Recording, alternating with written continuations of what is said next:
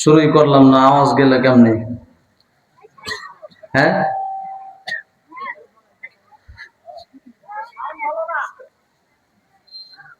আবারও সালাম দিচ্ছি। মাইকের সাউন্ড খারাপ হলো, আমাদের সাউন্ড তো নিয়ে আসছি, বাড়িতে রেখে আসি নাই তো। হ্যাঁ, আমরা আমাদের সাউন্ডে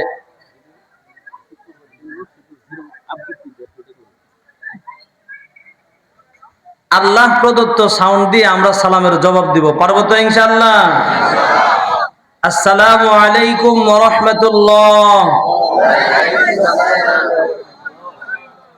আলহামদুলিল্লাহ আলহামদুলিল্লাহিল্লাযির রহমান الذي علم القرآن خلق الإنسان علمه البيان ونشهد أن لا إله إلا الله وحده لا شريك له ونشهد أن سيدنا ومولانا محمدا عبد الله ورسوله صلى الله عليه وعلى آله وأصحابه أجمعين أما بعد فقد قال الله تبارك وتعالى في كلامه المجيد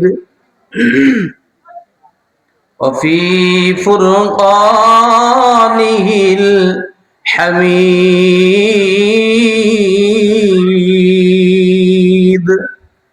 সকলে আমার সাথে পড়বো ইনশাআল্লাহ। আউযু বিল্লাহি মিনাশ শাইতানির রাজীম। বিসমিল্লাহির রহমানির রহিম। ইয়া আইয়ুহাল্লাযীনা আমানু লা তুলহিকুম আমওয়ালুকুম ওয়ালা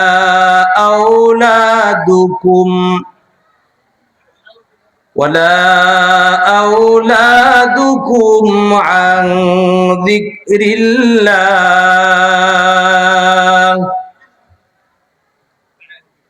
ومن يفعل ذلك فأولئك هم الخاسرون.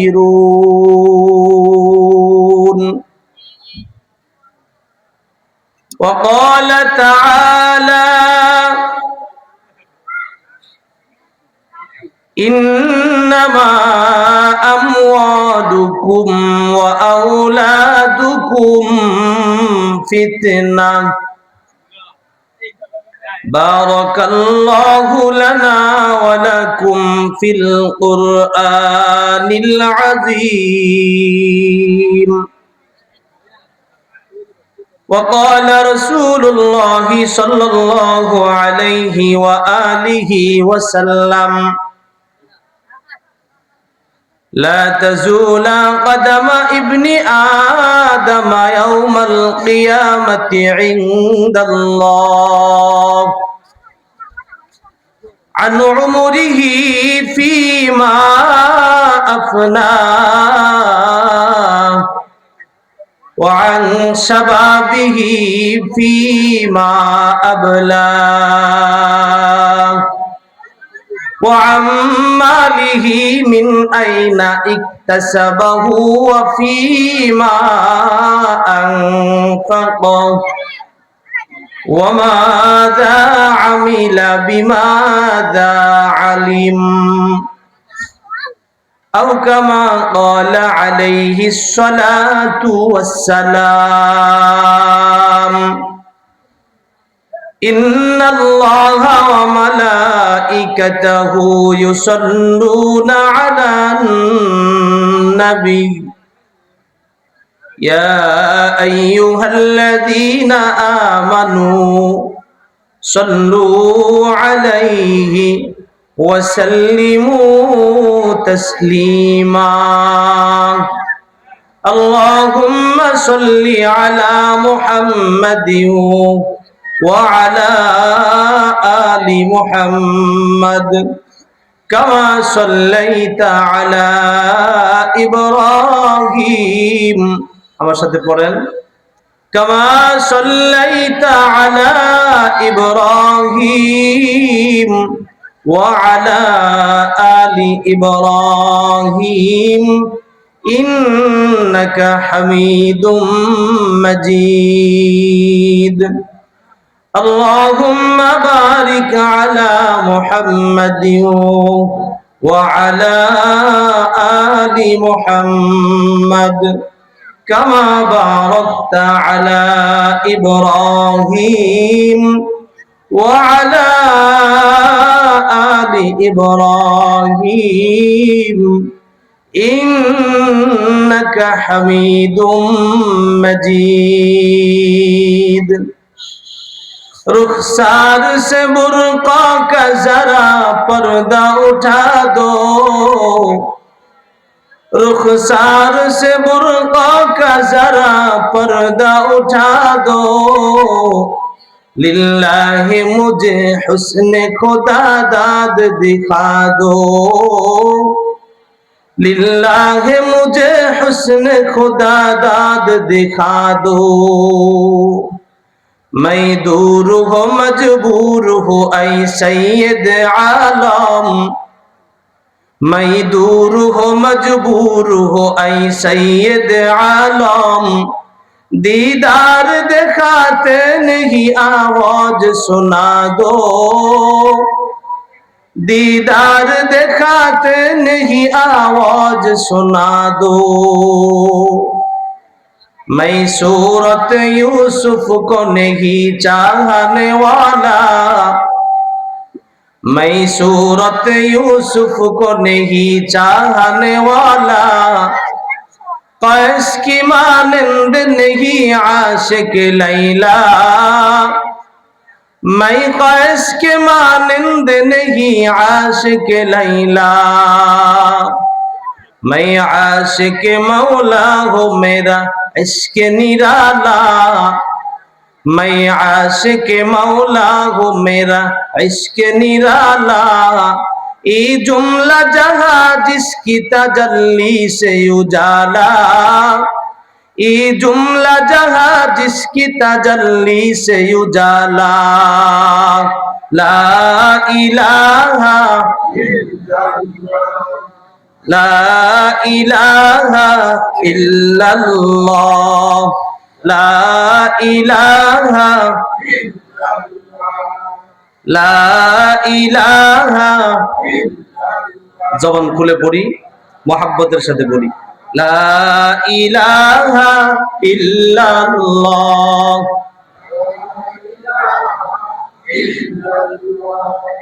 লা ইলাহা ইল্লাল্লাহ লা ইলাহা লা ইলাহা লা ইলাহা ইল্লাল্লাহ মুহাম্মাদুর রাসূলুল্লাহ সাল্লাল্লাহু আলাইহি ওয়াসাল্লাম। মহিষাবাদুরিয়া ইয়াদি আলী মন্ডল তালিমুল কোরআন ও সুন্নাহ মাদ্রাসার কর্তৃক আয়োজিত পঞ্চম বার্ষিক ইসলামী মহাসম্মেলনের সম্মানিত সভাপতি, প্রধান অতিথি, বিশেষ অতিথি সহ মহিষাবাদুরিয়া পূর্বপাড়া বড় মসজিদের সম্মানিত সভাপতি মহোদয়, শ্রদ্ধেয় স্যার সহ আজকের মাহফিলে আগত জাতির শ্রেষ্ঠ সন্তান, জাতির রাহবার উলামায়ে কেরাম, উপস্থিত মুরব্বিয়ানে কেরাম, যুবক ভাইরা, স্নেহের কচি ও কাচারা, পর্দার অন্তরালে অবস্থানরতা অবলা সরলা শ্রদ্ধেয়া মা ও বোনেরা, সকলের প্রতি আন্তরিক মোবারকবাদ জ্ঞাপন করছি। সকলে মিলে সেই রব্বে কারিমের দরবারে কালিমাতুশ শুকর আদায় করি যে মহান প্রতিপালক আমাদেরকে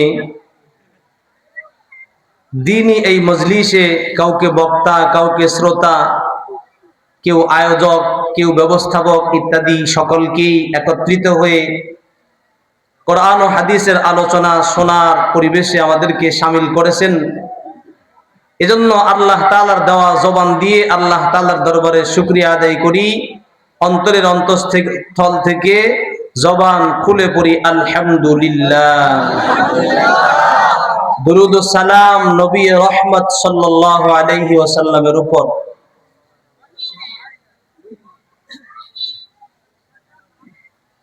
আলোচনার শুরুতেই যতটুকুন সময় এখানে বসেছিলাম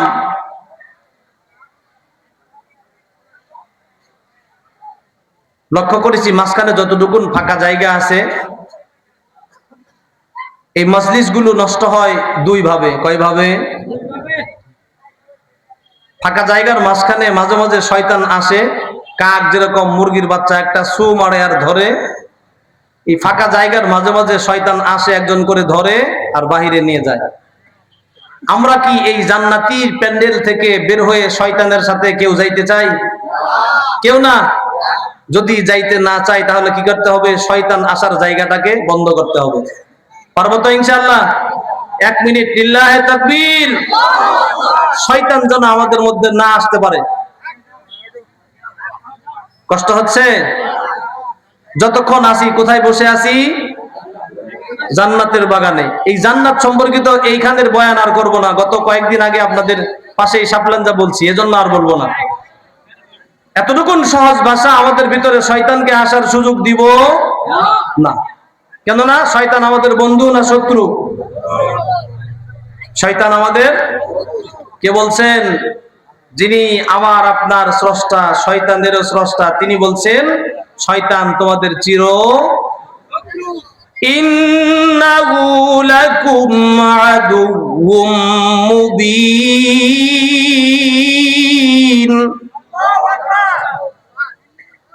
আল্লাহ তাআলা বলেন নিশ্চয় শয়তান তোমাদের চির দুশমন।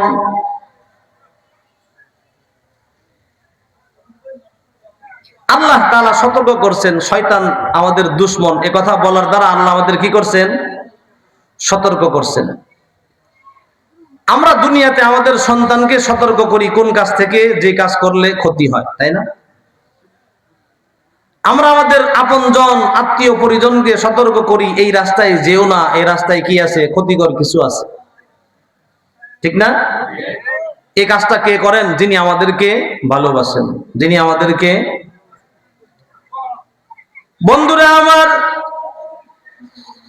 তাম দুনিয়ার যত মখলুকাত রয়েছে সমস্ত মখলুকাতের একমাত্র স্রষ্টাকে জুড়ে বলেন যিনি আমাদের সৃষ্টি করেছেন, যিনি তাম মুলুকের রাজা বাদশাহ যারা ছিলেন তাদেরকেও সৃষ্টি করেছেন কে? আমরা দুই চোখে যা কিছু দেখি আর না দেখি সমস্ত কিছুর স্রষ্টা যিনি করলেন তিনি আল্লাহ। 100% মোহাব্বতের মধ্য থেকে 1 ভাগ মোহাব্বত দিয়ে তাম পৃথিবীর মখলুকাতকে আল্লাহ তাআলা সৃষ্টি করেছেন। বাকি আছে কয় ভাগ? সমস্ত 99 ভাগ মোহাব্বত আল্লাহ তাআলা নিজের জন্য মওজুদ করে রাখছেন। ওই 99 ভাগ মোহাব্বত দিয়ে আল্লাহ তাআলা তার বান্দাদেরকে মোহাব্বত করেন। তাহলে মোহাব্বত যারা গুনাহ করে তাদেরকেও কি মোহাব্বত করে? বলেন করে? যদি না করতো আমরা যেই আঙ্গিকে যেই হারে গুনাহ করি 1 ঢোক পানি খাওয়ার সুযোগও পাইতাম না। নিঃসন্দেহে আমার আপনার অবশ্য অবশ্যই অবশ্যই আপনাকে আমাকে দয়া করে ভালোবাসে। এই জন্য আমরা হাজারো গুনাহ করার পরেও আল্লাহ তাআলার একটা নিয়ামতও আপনার আমার জন্য বন্ধ করে দেয় না। দিছে না? তাহলে সমস্যাটা কোথায়? সমস্যাটা ওই জায়গায়, আল্লাহ তাআলার এই রহমত, আল্লাহ তাআলার এই দয়া আল্লাহ তাআলা পৃথিবীতে ঢালেন তার নবীর মাধ্যমে। সুবহানাল্লাহ। কার মাধ্যমে?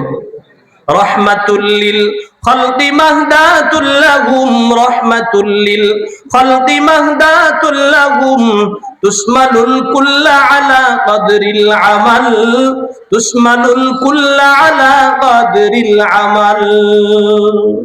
আল্লাহ তাআলার পক্ষ থেকে আল্লাহ তাআলা দুনিয়াতে যত রহমত নাজিল করেন, সমস্ত রহমত পয়গম্বর আরবী সাল্লাল্লাহু আলাইহি ওয়াসাল্লামের মাধ্যমে, নবীর মাধ্যমে আল্লাহ তাআলা দুনিয়াতে ছড়াইয়া ছিটাইয়া দেয়। ওই নবীর সাথে পয়গম্বর আরবী সাল্লাল্লাহু আলাইহি ওয়াসাল্লামের সাথে যার সম্পর্ক যত গভীর, যার সম্পর্ক যত মজবুত, আল্লাহর পক্ষ থেকে রহমত তার উপর তত বেশি নাজিল হয়। তাহলে সম্পর্ক কার সাথে করতে হবে? নবী আলাইহিস সালাতু ওয়াস সালামের মাধ্যমে যেহেতু আমরা রহমত পাই, এই রহমত অর্জন করতে চাইলে, হর হামেশা আল্লাহ তাআলার দয়া আরো বেশি থেকে বেশি পাইতে চাইলে নবীর আনিত জীবন বিধান, কোরআনে হাকিম তথা ইসলামের জীবন আদর্শ আমাদেরকে মেনে চলতে হবে।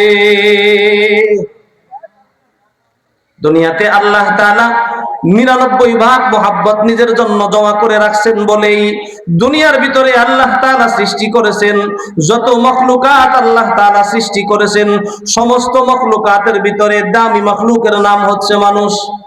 ঠিক কিনা? সমস্ত সৃষ্টির ভিতরে শ্রেষ্ঠ সৃষ্টি হচ্ছে মানুষ। এই মানুষকে আল্লাহ তাআলা দুনিয়ার সমস্ত মখলুকাতের মধ্যে মর্যাদা দিয়েছেন। আমরা চাইছি, নির্বাচন করছি, চা খাওয়াইয়া, বিড়ি খাওয়াইয়া, রাইতে ঘুরে ঘুরে না, কিছুর মাধ্যমে আমরা চাই না। ওই মহান সত্তা আপনাকে আমাকে দয়া করে মায়া করে মানুষের ঘরে জন্ম দিয়েছেন। মানুষের ঘরে আল্লাহ তাআলা আপনাকে আমাকে মানুষের পরিচয় দেওয়ার মতো মানুষের ঘরে জন্ম দিয়েছেন। রবের পক্ষ থেকে এটাই তো বড় একটা রহমত। ঠিক কিনা? যত মখলুকাত আল্লাহ তাআলা বানাইছেন, ওই তো গোবরের মধ্যে থাকে গান্ধী পোকা, আসেনি? আল্লাহ তাআলা ইচ্ছা করলে আপনাকে আমাকে মানুষের ঘরে জন্ম না দিয়া যদি গান্ধী পোকা বানাইতেন, কোথায় থাকতাম? আল্লাহ তাআলা ওখান থেকে আরো একটু উত্তোলন করে যদি আপনাকে আমাকে গরু ছাগল তো জীব, ওদেরও তো আল্লাহ তাআলা সৃষ্টি করেছেন, এদেরও তো জীবন আছে। যদি আল্লাহ তাআলা আপনাকে আমাকে গরু ছাগল বানাইতেন, গলার মধ্যে রশি একটা লাগাইয়া আপনার আমার মতো মানুষ অন্য কোন মানুষ হাতের মধ্যে নিয়ে এইদিকে তাড়াইতো, ওই দিকে যাওয়া লাগতো, অন্যদিকে তাড়াইলে অন্যদিকেই যাওয়া লাগতো। একটু কথার হেরফের হইলেই মাঝে মাঝে উত্তম মাধ্যম 5 নাম্বার দিয়া সাইজ করতো, হয়তো কিনা? এই সৃষ্টি কে করেছে? সেই আল্লাহ আপনাকে আমাকে দয়া করে মায়া করে পোকা বানাই নাই, মাকড় বানাই নাই, মশা বানাই নাই, মাছি বানাই নাই, গরু বানাই নাই, গাধাও বানাই নাই, ছাগল বানাই নাই, কুকুর বানাই নাই, শূকর বানাই নাই, আশরাফুল মখলুকাত মানুষের ঘরে জন্ম দিয়া দিছে। এজন্য তো আল্লাহ তাআলার কত শুকরিয়া আদায় করা উচিত। ঠিক কিনা? শুকরিয়া কিভাবে আদায় করব? আল্লাহ তাআলা যেই নিয়ামত দান করেছেন, ওই নিয়ামত দ্বারা আল্লাহ তাআলার শুকরিয়া আদায় করতে হয়। আল্লাহ তাআলা আপনাকে আমাকে জবান দান করেছেন, জবানের শুকরিয়া আদায়ের জন্য জবান দিয়ে আল্লাহ তাআলার তাসবিহ জপতে হয়।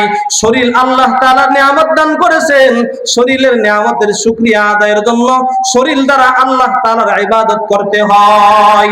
মাল যদি আল্লাহ তাআলা কাউকে দিয়ে থাকেন, ওই মালের শুকরিয়া আদায়ের জন্য আল্লাহর রাস্তায় মাল দান করতে হয়।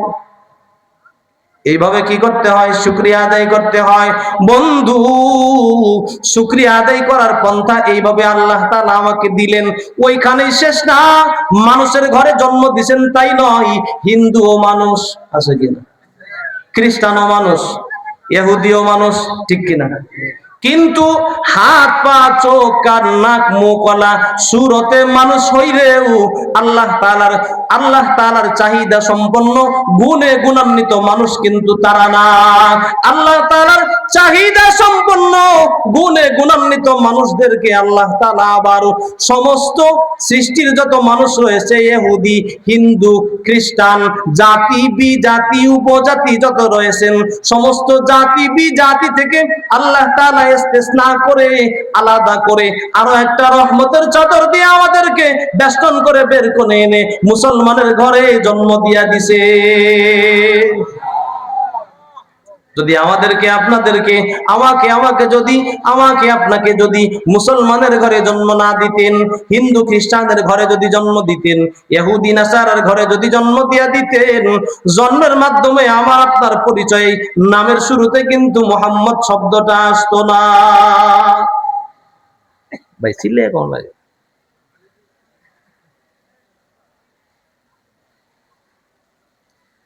হিন্দুদের নামের শুরুতে কি লেখে? শ্রী অমুক লেখেনি?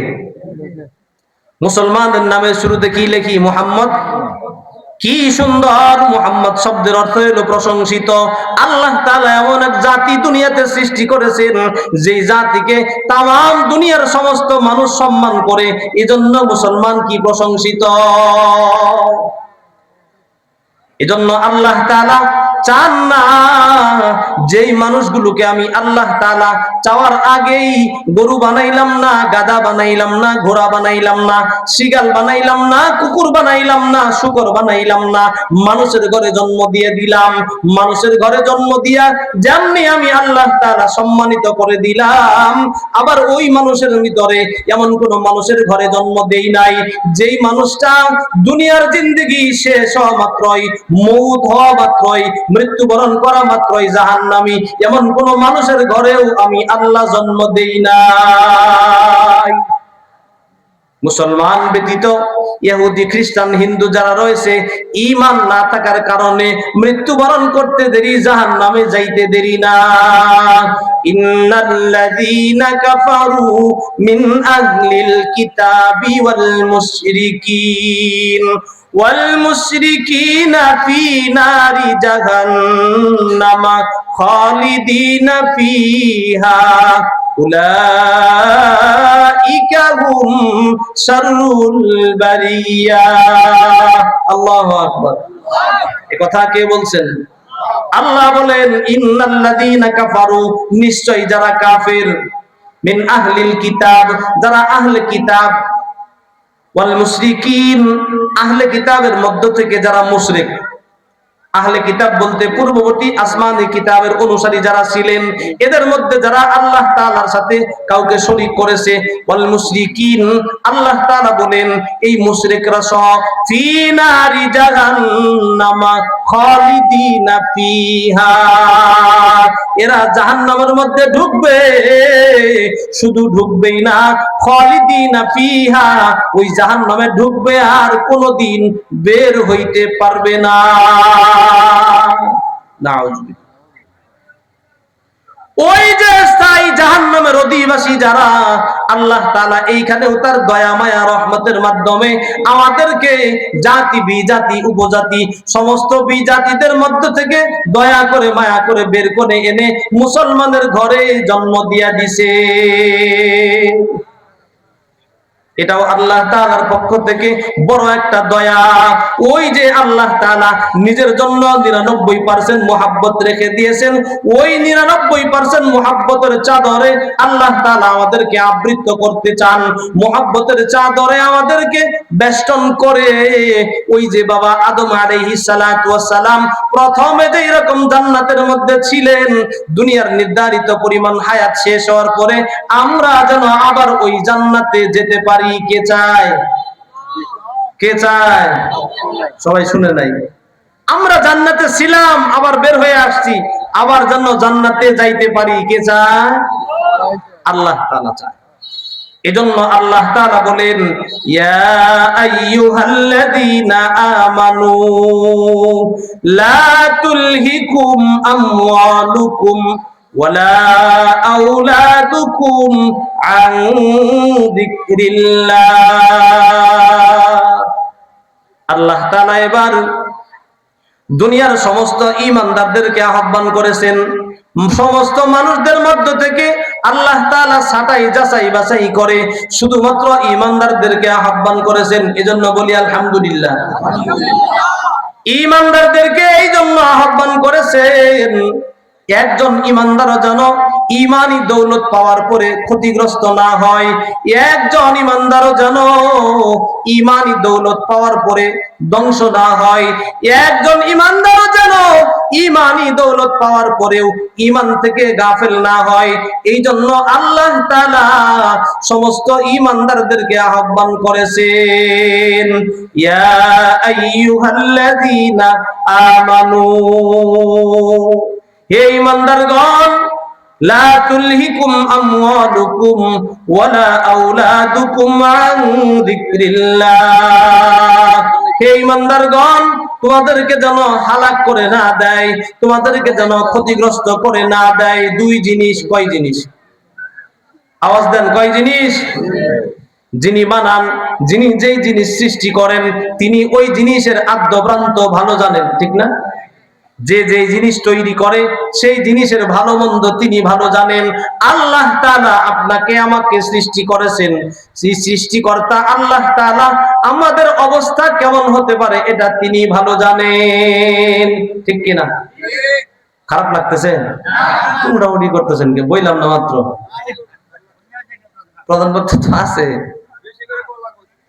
ইনশাআল্লাহ, আপনারা দোয়া করলে। হ্যাঁ, এই জন্য আল্লাহ তাআলা সাবধান করছেন কাদেরকে? ঈমানদারদেরকে। কাদেরকে? মনে রাখবেন, এই দুইটা পয়েন্টের ভিতরে শিক্ষণীয় কিছু বিষয় তুলে ধরার চেষ্টা করব ইনশাআল্লাহ। আল্লাহ তাআলা ঈমানদারদেরকে সাবধান করেছেন, ঈমানদার, দুই জিনিসের মুহে পড়ে তোমরা যেন তোমার ঈমানদারিত্বকে নষ্ট না করো। কেননা ইতিপূর্বে এই দুই জিনিসের কারণেই যত আমার গোলামরা, আমার বান্দারা বিগত হয়েছেন, তাদের মধ্য থেকে এই দুই জিনিসের কারণেই তারা ধ্বংসপ্রাপ্ত হয়েছে, ক্ষতিগ্রস্ত হয়েছে। সুতরাং তোমরা যেন এই দুই জিনিসের ক্ষতি থেকে বেঁচে থাকতে পারো, বেঁচে থাকো, এই জন্য আল্লাহ তাআলা আগেই সাবধান করে দিয়েছেন। যেই সমস্যার সম্মুখীন হয়ে মানুষ ক্ষতিগ্রস্ত হয়, এই সমস্যার বিষয়গুলো আল্লাহ তাআলা আগেই আমাদের সামনে তুলে ধরেছেন। এজন্য একবার আল্লাহ তাআলার নামে জোরে একটু তাকবীর দেওয়া যাবে তো ইনশাআল্লাহ? পারবো তো ইনশাআল্লাহ? লিল্লাহি তাকবীর। এই যে আল্লাহ তাআলা আমাকে আপনাকে সাবধান করলেন, দুনিয়া সাধারণ কোনো পদ্ধতিতে না, দুনিয়ার সাধারণ কোনো কথা দিয়ে না, সাধারণ কোনো বিষয় দিয়ে বুঝিয়ে না, এমন এক পদ্ধতি, এমন এক কালাম দিয়ে আল্লাহ তাআলা আপনাকে আমাকে সাবধান করেছেন, যেটা সরাসরি ওহীর কালাম। কিসের কালাম? ওহী। উতলু মা উহিয়া ইলাইকা মিনাল কিতাব। আল্লাহ তাআলা আমাদেরকে এমন এক কালাম দান করেছেন, যেই কালাম আল্লাহ তাআলা পয়গম্বর আরবী সাল্লাল্লাহু আলাইহি ওয়াসাল্লামের নিকট ওহীর মাধ্যমে নাজিল করেছেন। ওহীর মাধ্যমে আপনার আমার রব আল্লাহ এমন এক শিক্ষা আমাদেরকে দিয়েছেন, জাগতিক শিক্ষার যেখানে গিয়ে শেষ, ওইখানে আল্লাহ তাআলার দেওয়া ওহীর শিক্ষা শুরু। জাগতিক বিদ্যা যেখানে গিয়ে ফেল করে বসে, জাগতিক জ্ঞান যেখানে গিয়ে শেষ হয়ে যায়, ওইখান থেকেই আল্লাহ তাআলার দেওয়া ওহীর বিদ্যা, ওহীর শিক্ষা শুরু হয়। মানুষের বোঝার জন্য, শিক্ষার জন্য, গতকালকে মনে হয় বলছিলাম মসজিদে, শিক্ষার জন্য, দুনিয়াবি শিক্ষার জন্য 5 জিনিসের মাধ্যমে আমরা দুনিয়ার শিক্ষা অর্জন করি। কয় জিনিসের মাধ্যমে? 5 জিনিসের মাধ্যমে আমরা দুনিয়ার শিক্ষা অর্জন করি। এই 5 জিনিসে আমরা সহজ ভাষায় বলি পঞ্চ ইন্দ্রিয়। কি বলি? পঞ্চ ইন্দ্রিয়, পঞ্চ ইন্দ্রিয়ার ভিতরে প্রথম হচ্ছে কি জিহ্বা, এটা দ্বারা কি পাই? স্বাদ পাই। 2 নাম্বার হচ্ছে চোখ, 3 নাম্বার কান, 4 নাম্বার নাক, 5 নাম্বার হচ্ছে ত্বক, শরীরের ত্বক বা চামড়া। মুখে দিলেই বোঝা যায় এই জিনিস খাওয়ার উপযোগী না অনুপযোগী, ঠিক কিনা? চোখে দেখলেই বোঝা যায় এটা ভালো না মন্দ। যার চোখ নাই সে কিভাবে বুঝবে? সে যেন বুঝতে পারে শ্রবণ শক্তির কোনো কিছুর মাধ্যমে দিয়ে দিয়েছেন আল্লাহ তাআলা কান। যার কানের বসি, যার কানের শ্রবণ করার ক্ষমতা নাই, তাকেও যেন সেই যেন এই জিনিস থেকে বঞ্চিত না হয়, এই জন্য আল্লাহ তাআলা দিয়ে দিয়েছেন নাক, শ্রবণ কি ঘ্রাণ শক্তি। কয়টা গেছে? 4টা গেছে না? পঞ্চম নাম্বার, চোখও নাই, কানও নাই, নাকও নাই, ওনার জন্য আল্লাহ তাআলা একটা সুবর্ণ সুযোগ রাখছেন, শরীরের অনুভূতি আসেনি? বাতাস দেখা যায় কিন্তু শরীরে লাগে, অনুভব করা যায়। ঘ্রাণ দেখা যায় কিন্তু বোঝা যায় কি নাকের কাছে আসলেই, ঠিক না? স্বাদ আমার আপনার সামনে খায়, মজাটা কেমন যে খায় সে জানে। আমার জিহ্বায় যদি লাগে আমিও বুঝতে পারি কেমন লাগে, ঠিক না? সবকিছুর এই পঞ্চ ইন্দ্রিয়ের মধ্য দিয়ে দুনিয়ার জাগতিক যে বুঝ আর যে জ্ঞান অর্জন করা যায়, এই জ্ঞান অর্জন দিয়ে আল্লাহ তাআলার দ্বীন পাওয়ার মতো, শয়তানের মোকাবেলা করার মতো, ওই আল্লাহ তাআলার অপার নিয়ামত জান্নাতে যাওয়ার মতো চরিত্র গুণ আখলাক অর্জন করা সম্ভব না। এই জন্য ওই জায়গায় স্বতন্ত্র যেই দামি বিদ্যার দরকার, ওইটার নামই হচ্ছে ওহী। ওইটার নাম কি? ওহী। সেই ওহীর জ্ঞানের মাধ্যমে আল্লাহ তাআলা আপনাকে আমাকে সাবধান করেছেন, ইয়া আইয়ুহাল্লাযীনা আমানু লা তুলহিকুম আমওয়ালুকুম ওয়ালা আওলাদুকুম আন যিকরিল্লাহ। তোমাদেরকে যেন হালাক করে না দেয় 2 জিনিস। কয় জিনিস? 2 জিনিস যেন তোমাদেরকে হালাক করে না দেয়, তোমাদের অবস্থান থেকে তোমাদেরকে যেন পদচ্যুত করে না দেয়, তোমাদেরকে যেন নিম্নগামী করে না দেয়। 2 জিনিসের ভিতরে 2 জিনিসের ভিতরে প্রথম জিনিস হলো লা তুলহিকুম আমওয়ালুকুম ওয়ালা আওলাদুকুম। আল্লাহ তাআলা বলেন এই 2 জিনিসের কারণেই তোমাদের পূর্ববর্তীরা ধ্বংস হয়েছেন। 2 জিনিসের মুহে পড়েই তোমাদের পূর্ববর্তী যারা ধ্বংসপ্রাপ্ত হয়েছেন। এই জন্য আল্লাহ তাআলা আমাদেরকে সাবধান করেছেন, তোমাদের ক্ষতিগ্রস্ত হওয়ার প্রধান কারণ হলো তোমাদের সম্পদ। 1 নম্বর কি? আওয়াজ দেই আরো জোরে, জোরে হইল না? ধন সম্পদ। ও ভাই, এই ধন সম্পদ ছাড়া আবার চলাও যায় না। দুনিয়ার জিন্দেগি যাপনের জন্য ধন সম্পদও লাগে, কিন্তু এই ধন সম্পদের ভিতরে এমন ভাবে ডুবে যাওয়া যাবে না, যেমন নদীতে চলতে গেলে নৌকা চালানোর জন্য পানি লাগে, কিন্তু নদীর অবস্থাটা যদি এমন হয়, নৌকার অবস্থাটা যদি এমন হয়, পানির উপরে নৌকা যতক্ষণ ভাসমান থাকে ততক্ষণ নৌকা পানির জন্য উপকারী, ঠিক না? নৌকার জন্য পানি উপকারী। কিন্তু যদি এই নৌকা পানির উপরে না থেকে নৌকা যদি পানির নিচে চলে যায়, পানি যদি নৌকার ভিতরে ঢুকে যায়, বলেন তো তখনকার পানি উপকারী না ক্ষতিকর? আবে আন্দার জিরে কাশতি পুস্তি আস, আবে আন্দার জিরে কাশতি পুস্তি আস, আবেদার কাশতি হালাক কিস্তি আস, আবেদার কাশতি হালাক কাশতি আস।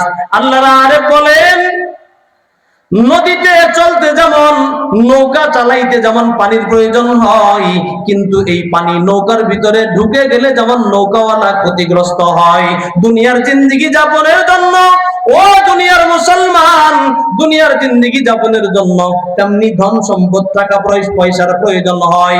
কিন্তু কোন মানুষ, কোন আল্লাহর বান্দা, নবীর উম্মত যদি টাকা পয়সার মধ্যে ডুবে যায়, তাহলে ওই নৌকা পানির মধ্যে ডুবে গেলে যেমন ক্ষতিগ্রস্ত হয়, কোন মানুষ যদি টাকা পয়সার লোভে লোভান্বিত হয়ে দুনিয়ার মধ্যে ডুবে যায়, নৌকার মতো এক সময় মানুষটাও নিখোঁজ হয়ে যায়, ঠিক কিনা? নৌকার মধ্যে পানি ঢুকলে আস্তে আস্তে পানির পরিমাণ ধারণ ক্ষমতার চেয়ে বেশি হলে নৌকা কোথায় যায়? পানির নিচে। পানির নিচে মানে ওই নৌকাওয়ালা আর খোঁজ পাওয়া যায় না। আল্লাহ তাআলা তেমনি আমাদেরকে সাবধান করেছেন, দুনিয়াতে তুমি তোমার সম্পদের পিছে প্রয়োজনের জন্য প্রয়োজনপূর্ণ প্রয়োজন সম্পন্ন সম্পদের পিছে ছোট, এমন ভাবে সম্পদের মোহে পড়িও না, তাহলে কিন্তু এই সম্পদ তোমাকে ধ্বংস করে দিবে। মাল দৌলত আইশো ইশরাত বেগুমা, মাল দৌলত আইশো ইশরাত বেগুমা, বেআমল দা সদকা দুরত আন্দারা, বেআমল দা সদকা দুরত আন্দারা। আল্লাহ আর বলেন, এই মাল সম্পদ যদি তোমাকে আল্লাহর দেওয়া সম্পদ দিয়ে আল্লাহ পর্যন্ত না পৌঁছায়, আল্লাহ তাআলার সাথে সম্পর্ক জড়িতে যদি সহযোগিতা না করে, বরং তোমাকে যদি পিছন দিকে ফিরায়, এই সম্পদ তোমার জন্য উপকারী নয়, বরং এই সম্পদ তোমার জন্য ক্ষতির কারণ। এ কথাই আপনার আমার রব আল্লাহ তাআলা বলেন, লা তুলহিকুম আমওয়ালুকুম, দুই জিনিস তোমাদেরকে ক্ষতি করবে। কয় জিনিস? দুই জিনিসের এক নাম্বার জিনিস কি? ধন সম্পদ। মনে আছে? দুই নাম্বার জিনিস আল্লাহ বলেন, ওয়া আউলাদুকুম আন যিকরিল্লাহ, দুই নাম্বার হচ্ছে তোমাদের সন্তান সন্ততি। এই সন্তান সন্ততির পিছে পড়েও দুনিয়াতে অনেকেই আমরা বেঈমান হয়েছি, দুনিয়াতে অনেকেই আমরা হারাম উপার্জন করেছি, এই সন্তানের মুহে পড়েই অনেকেই আল্লাহ তাআলার নাফরমানি করি। এই সন্তানের মুহে পড়েই অনেক মানুষ এই সন্তানের জন্য মনে করে, আমি যদি পরিশ্রম না করি আমার সন্তান খাবে কি, পড়বে কি, কেমনে বাঁচবে, কেমনে খাবে।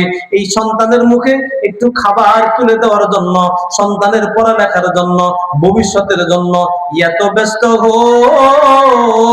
হই, আল্লাহর হুকুম মানতে পারি না। বলেন তো এই কথা আল্লাহ জানেন কিনা? ঠিক মতো জানেন? ভালোভাবে বুঝেন? জানেন বলেই আল্লাহ আগেই সাবধান করেছেন, এই দুই জিনিসের কারণেই কিন্তু তোমাদের পূর্ববর্তীরা ক্ষতিগ্রস্ত হয়েছে। আল্লাহ তাআলা বলেন, ও আমার বান্দা, যেই সম্পদ এবং সন্তানের জন্য তুমি আমার হুকুম মানো না, মনে রাখিও বান্দা, এই সন্তান এবং সম্পদ তোমার বিপদের দিনে কোনো উপকার করতে পারবে না।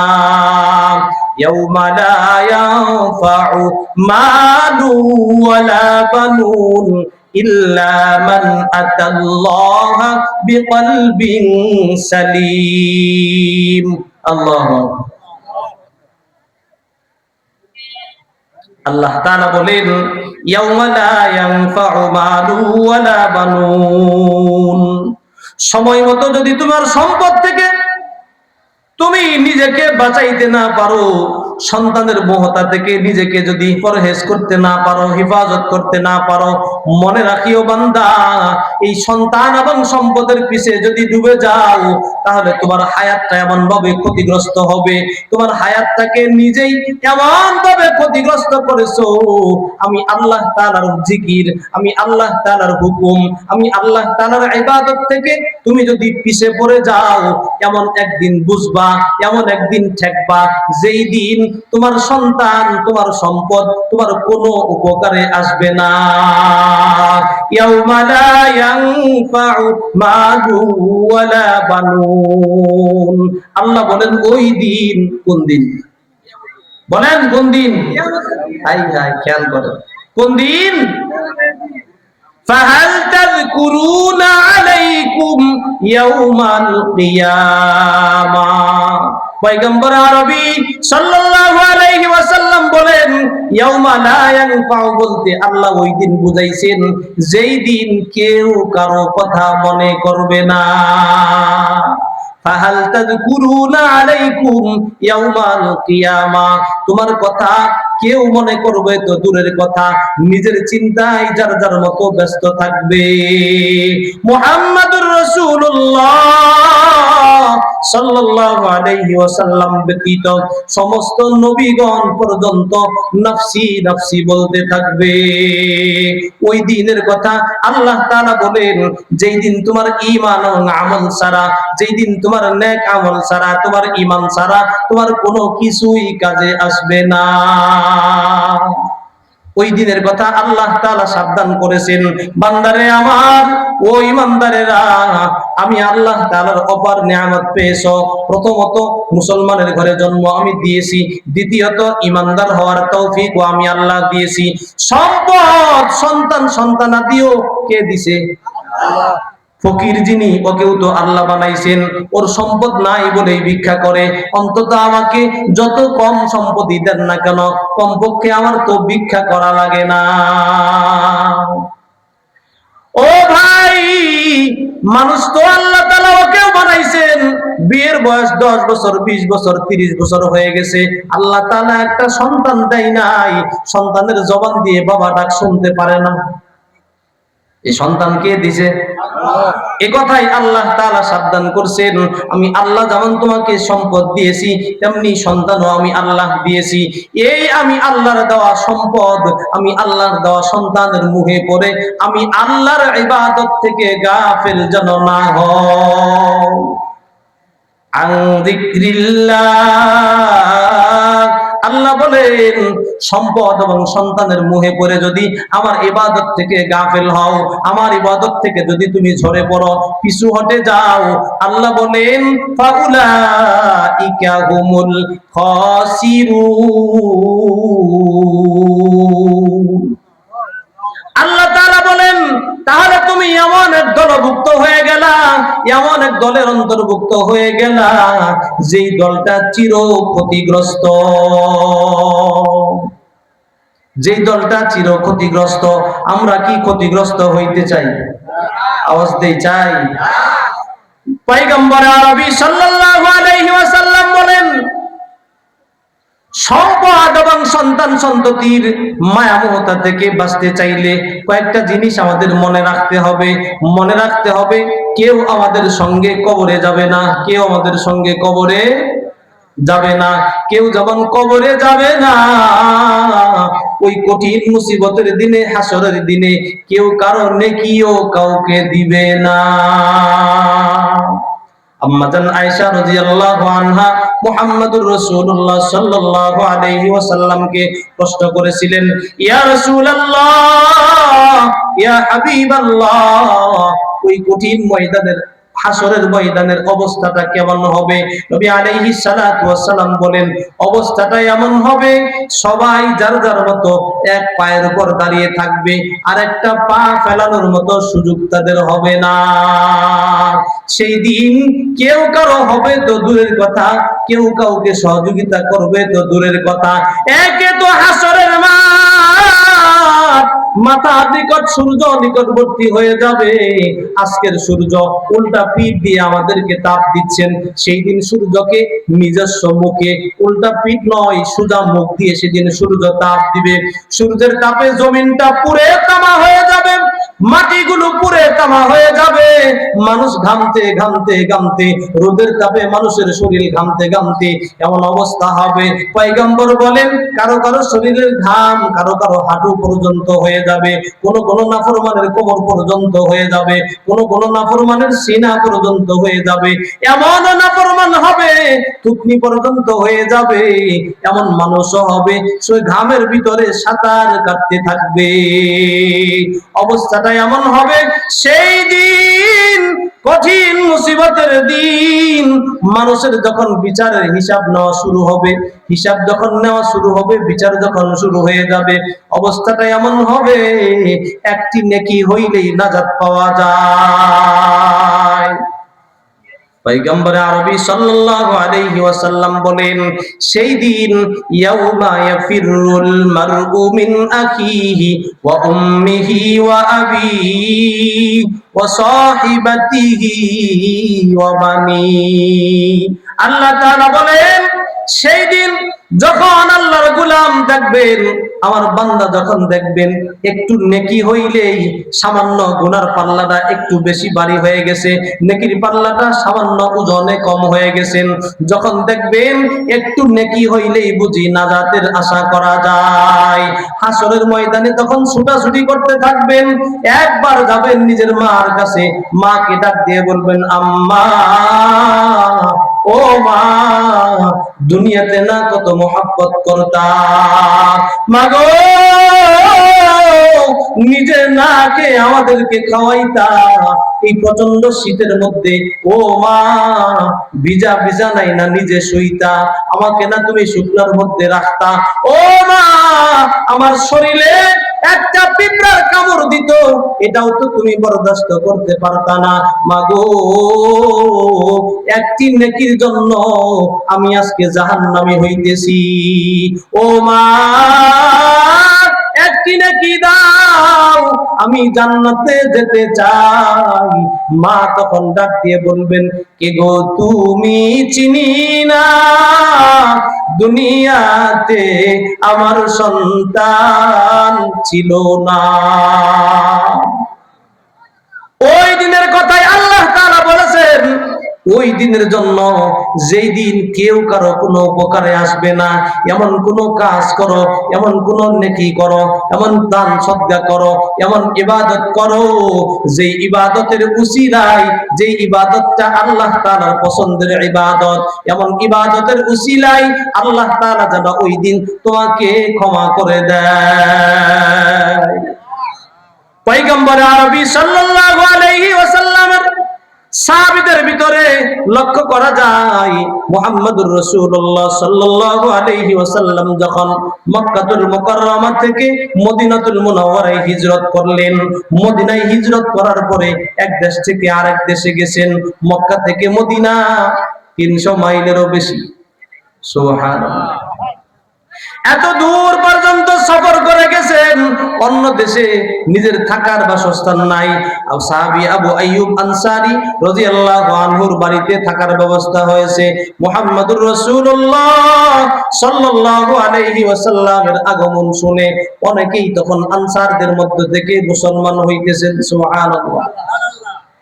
একজন মহিলা যার স্বামী ইন্তেকাল করেছেন, বিধবা মহিলা, নবীকে, নবীর সাথে এক একজন দেখা করতে আসতেছেন, এক একজন এক এক রকমের হাদিয়া তোহফা নিয়ে আসতেছেন, এক একজন এক এক ভাবে নবীর সাথে সাক্ষাৎ করতেছেন, ইসলাম কবুল করতেছেন, মুসলমান হইতেছেন।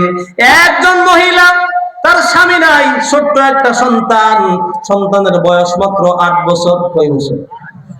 8 বছরের একটা সন্তান সাথে নিয়ে নবীজি সাল্লাল্লাহু আলাইহি ওয়াসাল্লামের সামনে উপস্থিত, কালেমা পড়ে মুসলমান হয়ে গেছেন। এই সাহাবী মহিলার নাম হচ্ছে হযরতে হুমায়সা। কি নাম? শিখে যান। হযরতে হুমায়সা ডাক দিয়ে বলেন, ইয়া রাসূলুল্লাহ, মক্কা থেকে মদিনায় আসছেন, আনসার সাহাবীরা সাধ্য অনুযায়ী এক একজন এক এক ভাবে আপনাকে সহযোগিতা করতেছে, দ্বীনের জন্য সহযোগিতা করতেছে, আপনার সাথে এক একজন এক এক ভাবে হাদিয়া দিচ্ছেন। আমি একজন হতভাগা মহিলা, আমার স্বামী দুনিয়াতে নাই, একটি মাত্র সন্তান, আপনাকে দেওয়ার মতো কিছুই আমার নাই। ওগো পয়গম্বর, আমি আমার সন্তানটাকেই আপনাকে হাদিয়া দিয়ে দিলাম। পয়গম্বর আরবি সাল্লাল্লাহু আলাইহি ওয়াসাল্লাম ডাক দিয়ে বলেন, ওগো হুমায়সা, তোমার এই ছোট্ট সন্তান, ওকে দিয়ে আমি কি করব? হযরতে হুমায়সা ডাক দিয়ে বলেন, ইয়া রাসূলুল্লাহ, মক্কায় যে সমস্ত কাফের মুশরিক বেঈমানদের নির্যাতন আর অত্যাচারে আপনি মক্কা থেকে মদিনায় আসছেন, আল্লাহ তাআলা নিয়ে আসছেন, ওই কাফের মুশরিক কিন্তু মদিনাতেও 2-4 জন আছে। ইয়া রাসূলুল্লাহ, এই কাফের মুশরিকরা আপনাকে যে কোনো সময় যে কোনো ভাবে আঘাত করতে পারে, ক্ষতি করতে পারে।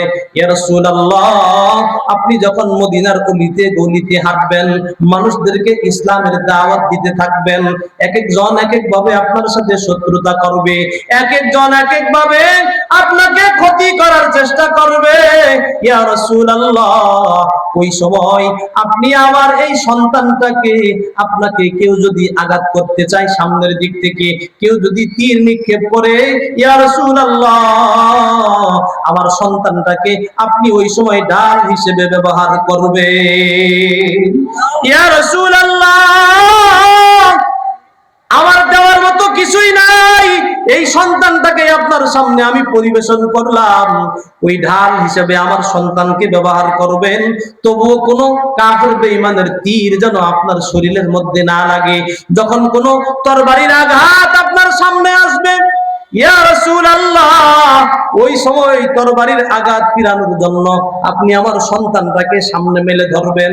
ইয়া রাসূলুল্লাহ, আমি যখন শুনতে পাবো কাফের মুশরিকরা আপনাকে আঘাত করতেছিল, এই আঘাত আপনার গায়ে না লেগে আপনি আমার সন্তানকে দিয়ে ওই আঘাত ফিরাইছেন, আমার সন্তানের শরীরটা, দেহটা কেটে ক্ষত বিক্ষত হবে, এই কথা যখন আমি শুনতে পাবো, আমি হুমাইসার অন্তরটা তখন শীতল ঠান্ডা হয়ে যাবে। ইয়া রাসূলুল্লাহ, ওই কঠিন ময়দানে মাহশারে যেদিন মানুষগুলো একে একে এক একজন এক এক নেকি নিয়ে উপস্থিত হবে, সেই দিন যেন আমি আল্লাহ তাআলার সামনে আমার সন্তানের ক্ষত বিক্ষত দেহ নিয়ে উপস্থিত হতে পারি। এবার পয়গম্বর সাল্লাল্লাহু আলাইহি ওয়াসাল্লাম হযরতে আনাস রাদিয়াল্লাহু আনহু ছোট্টই বালকটাকে টান দিয়ে নিয়ে সিনার মধ্যে জড়াইয়া ধরে ডাক দিয়ে বলেন, ও হুমাইসা, আল্লাহ তাআলা তোমার এই মনের অবস্থা কে দেখছে? জোরে বলি, কে দেখছে? কেউ দেখে না, কে দেখে? কেউ শুনে না, কে শুনে? কেউ জানে না, কে জানে? পয়গম্বর বলেন, ও হুমাইসা, তোমার এই মনের যে অবস্থা, পরকালীন জিন্দেগিতে ওই কঠিন মুসিবতের দিনে আল্লাহ তাআলা তোমাকে নাজাতের জরিয়া বানাইয়া দিবে। এই হযরতে আনাস রাদিয়াল্লাহু আনহু ছোট্ট অবস্থা থেকে মুহাম্মদ সাল্লাল্লাহু আলাইহি ওয়াসাল্লামের খাদেম নিয়োজিত হয়েছিল। 10 বছর মুহাম্মদ সাল্লাল্লাহু আলাইহি ওয়াসাল্লামের খেদমত করেছে। সূত্র কি? তারা চাইছে এমন কোন উসিলা, এমন কোন নেক আমল যেন করতে পারি, যেই নেক আমলটা কঠিন মুসিবতের দিনে যেন নাজাতের কারণ হয়। আমরা তো মনে করি দুনিয়াতেই তো আমাদের নগদ দরকার, এটা তো আখিরাতের পাওনা। ও বন্ধু, বুখারী শরীফের মধ্যে আসছে, বনি ইসরাইলের 3 যুবক ছিল। কয় যুবক? বনি ইসরাইলের 3 যুবক ছিল, একজন আরেকজনের সাথে এমন ভাবে কানেক্টেড, এমন সম্পর্ক যুক্ত, যেখানে যায় 3 জন একসঙ্গে যায়, খাইলেও 3 জন একসঙ্গে খায়, ঘুমাইলেও 3 জন একসঙ্গে ঘুমায়, একজন আরেকজন ছাড়া চলে না। আমাদের দুনিয়াতে এরকম আছে, কোনটা একটা সিট 2টা, উঠে 3 জন, ঠিক না? কারণ কি? সম্পর্কের কারণে। আল্লাহ তাআলার নবী মুহাম্মদুর রাসূলুল্লাহ সাল্লাল্লাহু আলাইহি ওয়াসাল্লাম বর্ণনা করেন, বুখারীর মধ্যে আসছে, এমন 3 জন যুবক ছিল বনি ইসরাইলের। কাদের? খারাপ লাগতেছে? বনি ইসরাইলের 3 যুবক ছিল। এই 3 যুবক একবার 3 জনে মিলে একসঙ্গে সফরে বের হইছে। সফরে যাওয়ার পরে পাখি শিকার করতে গেছে, সফরে গেছে জঙ্গলের ভিতরে।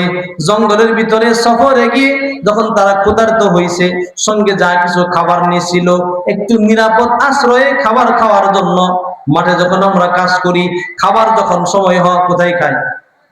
ক্ষেতের আইলে, তাই না? একটু সুবিধাজনক ভাবে বসে যেন খায়। আল্লাহর বান্দা 3 যুবক, বনি ইসরাইলের এই 3 যুবক একটু সুবিধা ভাবে খাবে, এই জন্য ঢুকছে গিয়ে সুন্দর একটা পাহাড়ের গর্তের ভিতরে। মনে রাখবেন, কোথায় ঢুকছে? সুন্দর দেখে একটা পাহাড়ের গর্তের ভিতরে ঢুকছেন।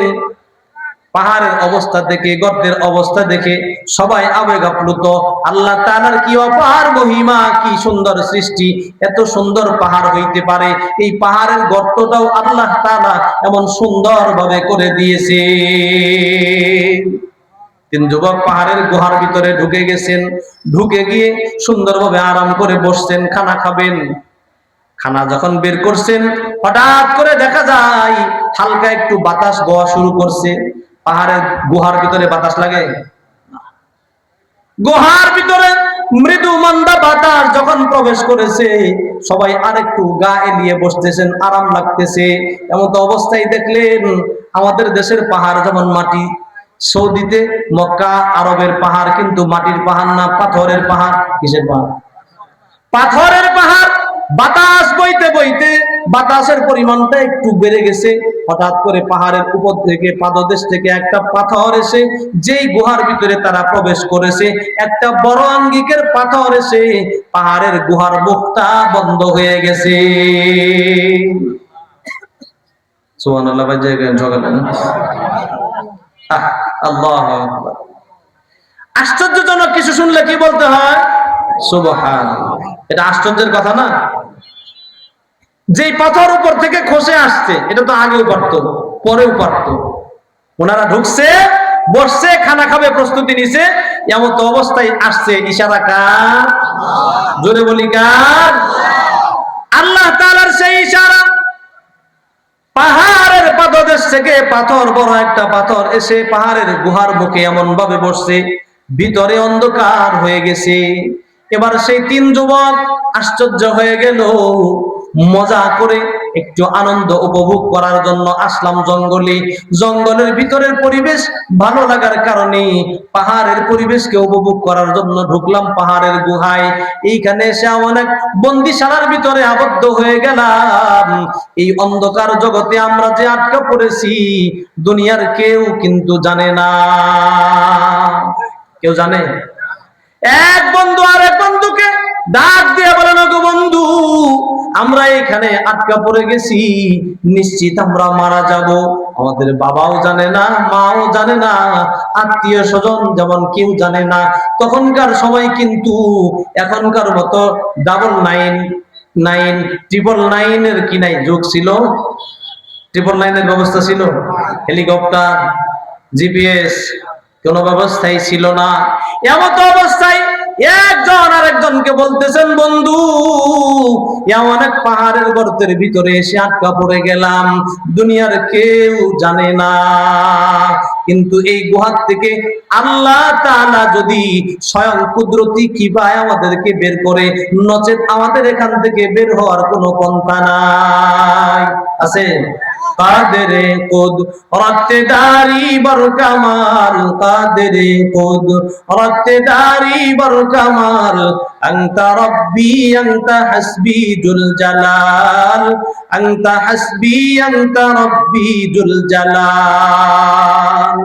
যুবক একজন আরেকজনকে ডাক দিয়ে বলেন, ওগো বন্ধু, এখান থেকে আল্লাহ তাআলা যদি আমাদেরকে দয়া করে মায়া করে বের না করেন, নিশ্চিত আমরা এই গর্তের ভিতরে মারা যাব। মোবাইলের ব্যবস্থা নাই, হেলিকপ্টারেরও ব্যবস্থা নাই, 999 ফোন দেওয়ার সুযোগ নাই। এইভাবে একজন আরেকজন কান্নাকাটি করতেছেন, এক বন্ধু আরেক বন্ধুকে জড়ায় ধরে কান্নাকাটি করতেছেন। হঠাৎ করে একজন বন্ধু ডাক দিয়ে বলেন, গো বন্ধু, যেই আল্লাহ আমাদেরকে মুক্তি দিতে পারেন, সেই আল্লাহর কাছে, সেই রবের কাছে আমাদের অতীত জিন্দেগীর এমন কোন ভালো কাজ করেছো কিনা, যদি জিন্দেগীর কোনো ভালো কাজ করা থাকে, সেই ভালো কাজের ওসিলা করে চলো আমরা ওই আল্লাহর কাছে দোয়া করি। মুসিবতে পড়লে দোয়া করি কার কাছে? মুসিবত শেষ হইলে আর মনে থাকে না। যখন বিপদে পড়ি, নামাজ 5 ওয়াক্তের জায়গায় 10 ওয়াক্ত। হুজুর বলেন না বিপদে আছি কোন দোয়া পড়লে বাঁচবো, তাই না? হুজুর বলেন না কোন তাসবিহ পড়লে বাঁচবো, হুজুর বলেন না কোন নামাজ বেশি বেশি পড়বো। বিপদ শেষ, মুসল্লিও আর খুঁজ নাই, ঠিক কি না? লা ইলাহা ইল্লাল্লাহ, লা ইলাহা লা ইলাহা ইল্লাল্লাহ, লা ইলাহা ইল্লাল্লাহ, লা ইলাহা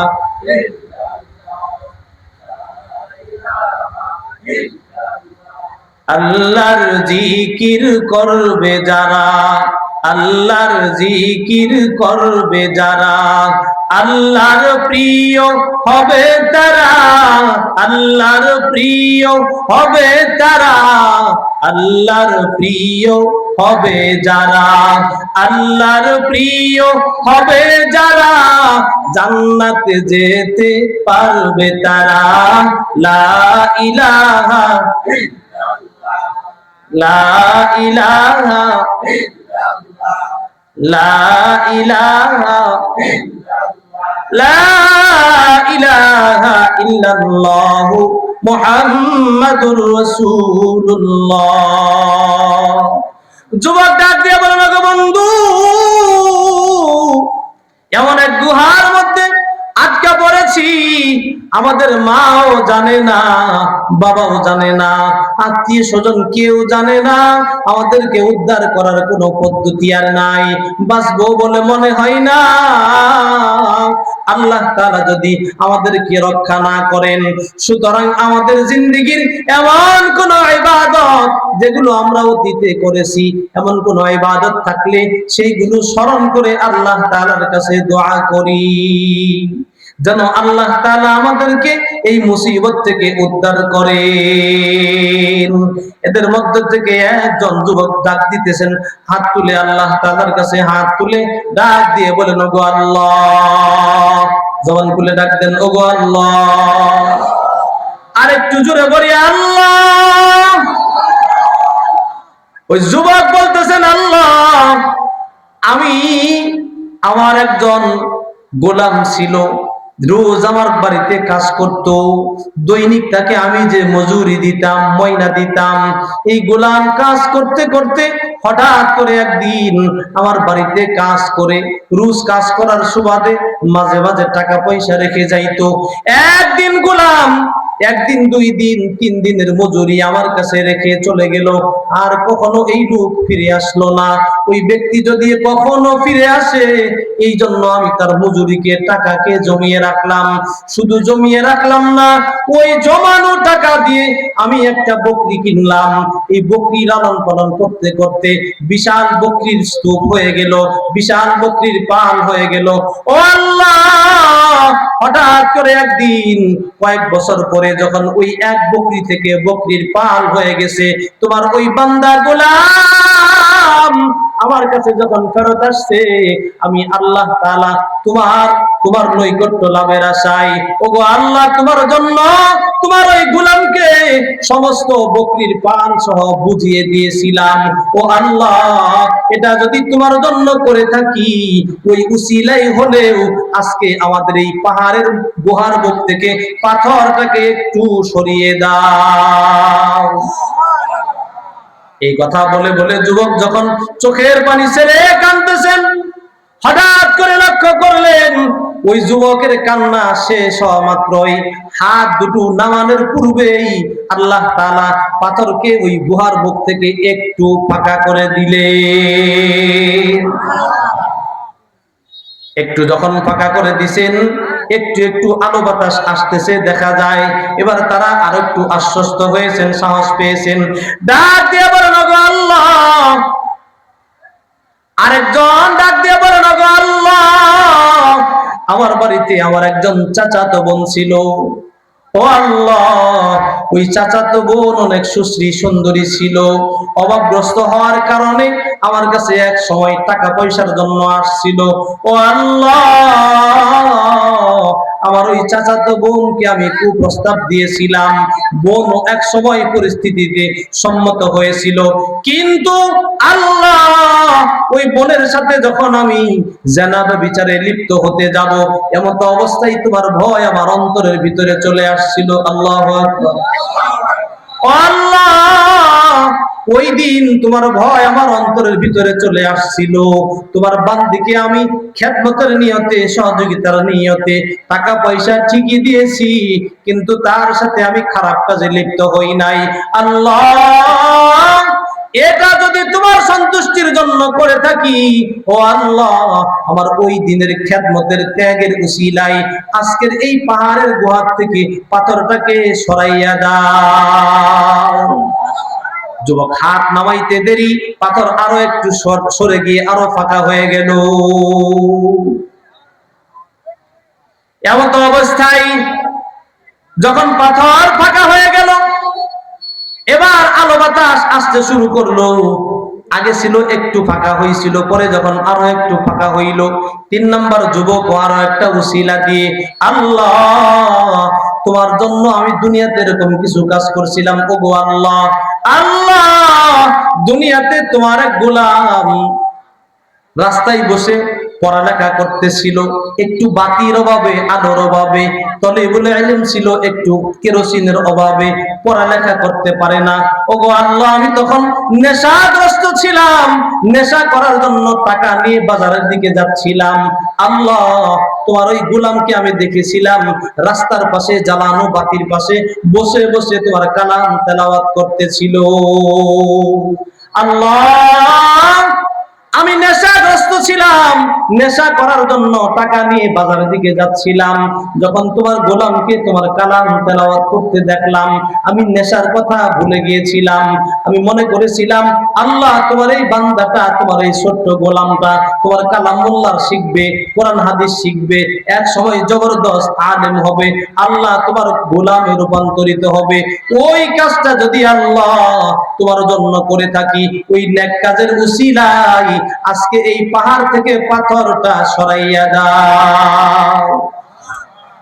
যুবক যখন এই দোয়া করলেন, তৎক্ষণাৎ পাথরটা পাহাড়ের গুহার বুক থেকে একবারে সরে গেলেন।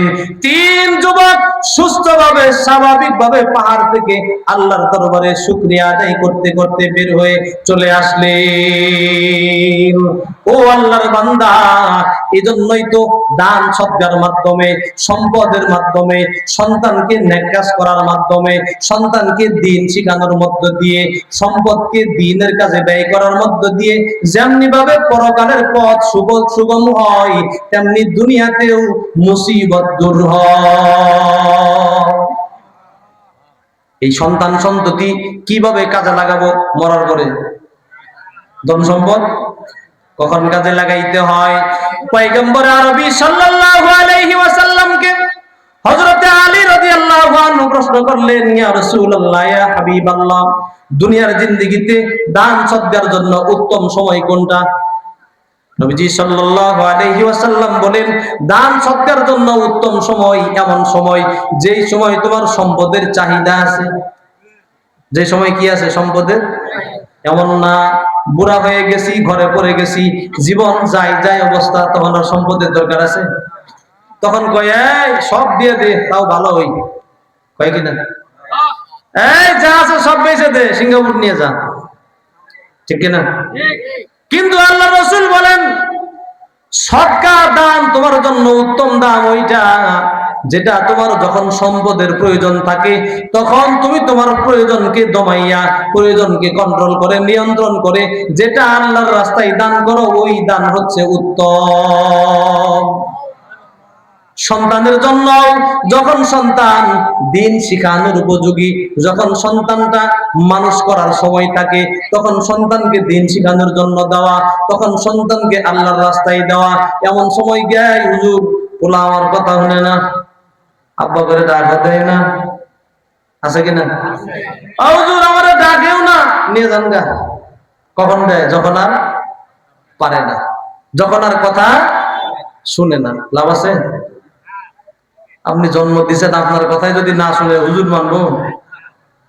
হ্যাঁ, যেই জিনিস দিয়ে হুজুর মানবো, কোরআন মানবো, হাদিস মানবো, ওই ভয় তো অন্তরের মধ্যে ঢুকাই নাই, মানবো না। এই জন্য এই সন্তান এবং সম্পদ দুই জিনিস মানুষকে ধ্বংস করে, যেমনি দুনিয়াতে ধ্বংস করে তেমনি পরকালেও ধ্বংস করবে ইনশাআল্লাহ। আস্তাগফিরুল্লাহাল আযীম। আল্লাহ তাআলা বলেন, দুনিয়াতে সময় থাকতে তোমার বুঝে আসে না, এমন সময় বুঝে আসবে যেই সময় এইগুলো আর কোনো কিছু করার সুযোগ থাকবে না।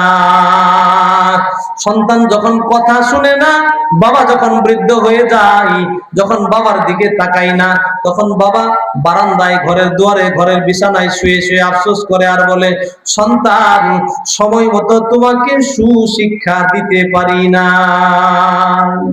আর যখন সন্তান শুয়ে শুয়ে দেখে এই সম্পদকে আমি আমার সন্তানের জন্য উপার্জন করেছি, ঘুষ কোনটা মানি নাই, সুদ কোনটা মানি নাই, ন্যায় কোনটা মানি নাই, অন্যায় কোনটা মানি নাই, নিজের কোনটা পরের কোনটা দেখি নাই, যা পাইছি সব জমাইছি আর খাইছি। আহারে সন্তান, তোর জন্যই তো হারাম খাইছি, তোর জন্যই তো হালাল থেকে বঞ্চিত হয়েছি, তোর জন্য আল্লাহর হুকুমের ইবাদত করতে পারি নাই। আজকে আমার শরীরে শক্তি নাই, তুই তো আমাকে দেখোসি না, বরং আল্লাহর হুকুমও মানার সুযোগ নাই।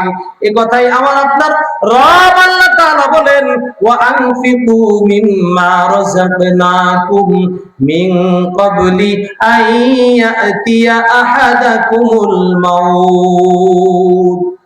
একজন সাহাবী প্রশ্ন করছেন, ইয়া রাসূলুল্লাহ, ইয়া হাবিবাল্লাহ, আল্লাহ তাআলা সন্তান এবং সম্পদ থেকে, সম্পদের মায়ামোহ থেকে বাঁচার জন্য বলছেন, এই ধন সম্পদ কিভাবে কখন ব্যয় করতে হবে।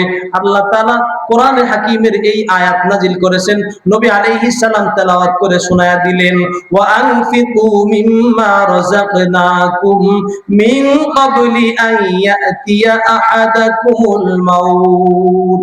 সম্পদ তোমরা ওই সময় ব্যয় করবা, মিন ক্বাবলি আইয়াতিয়া আহাদাকুমুল মাউত, মউত আসার পূর্বে। দুনিয়াতে থাকা অবস্থায়, ঠিক না? মউত আসলে তো আর দুনিয়াতে থাকতে পারবো না। আল্লাহ তাআলা বলেন, নচেত এমন এক সময় আসবে যে সময় যখন তোমরা দেখবা এই দুনিয়াতে টাকাওয়ালা, দুনিয়াতে শরীরওয়ালা, শক্তিওয়ালা, সম্পদওয়ালা, ক্ষমতাওয়ালা এক সময় একসঙ্গে দুনিয়াতে বসবাস করেছো, যখন দেখবে ময়দানে মাহশার থেকে এই শরীরগুলো যারা ইবাদতে ব্যয় করেছে, এই ইবাদতে আল্লাহ তাআলা সন্তুষ্ট হয়েছে, আল্লাহর জান্নাতে যাওয়া শুরু করে দিবে, ওই জমিনে ওই বাড়িতেই একসঙ্গে বসবাস করছে, আল্লাহর দেওয়া শরীর দিয়ে আল্লাহর ইবাদত করে নাই, আল্লাহর ইবাদত করে নাই, আল্লাহর হুকুম মানে নাই, ওই ইবাদত করনেওয়ালা শরীর নিয়ে উনি জান্নাতে যায়, আর এই ব্যক্তির জন্য জাহান্নামের পরোয়ানা এসে গেছে। তখন আল্লাহর গোলাম, আল্লাহর বান্দা আফসোস করবে আর বলবে, ফায়াকুল রাব্বি লাউলা আখরতানি ইলা আজালিন করিব ফাআসাদদাকা ওয়া আকুম মিনাস সালিহিন। আল্লাহ তাআলা বলেন, তখন তুমি আফসোস করবে আর বলবা, আল্লাহ আমাকে আবার দুনিয়াতে পাঠাইয়া দেন। মানুষ মারা গেলে আর কখনো দুনিয়াতে কেউ আসছে? আমরা চাইলে আর দিবে? আল্লাহ বলেন, সেদিন মানুষ আফসোস করবে আর বলবে, আল্লাহ দুনিয়াতে আবার পাঠাইয়া দাও, আর ভুল করব না। ফাআসাদদাকা ওয়া আকুম মিনাস সালিহিন। সত্য বলবো, সত্য অবলম্বন করে চলবো, যেমনি সত্য মেনে চলবো, তোমার নেক কাজ পরহেজগার করনেওয়ালা, আমলে সালেহ করনেওয়ালা, নেক কাজ করনেওয়ালা পরহেজগার যারা আজকে জান্নাতের অধিবাসী হয়েছে, তাদের দলভুক্ত হয়ে যাব। আল্লাহ তাআলা তখন বলবেন, ওয়ালা ইউআখিরাল্লাহু নাফসান ইযা জাআ আজালুহা ওয়াল্লাহু খাবীরুম বিমা তা'মালুন।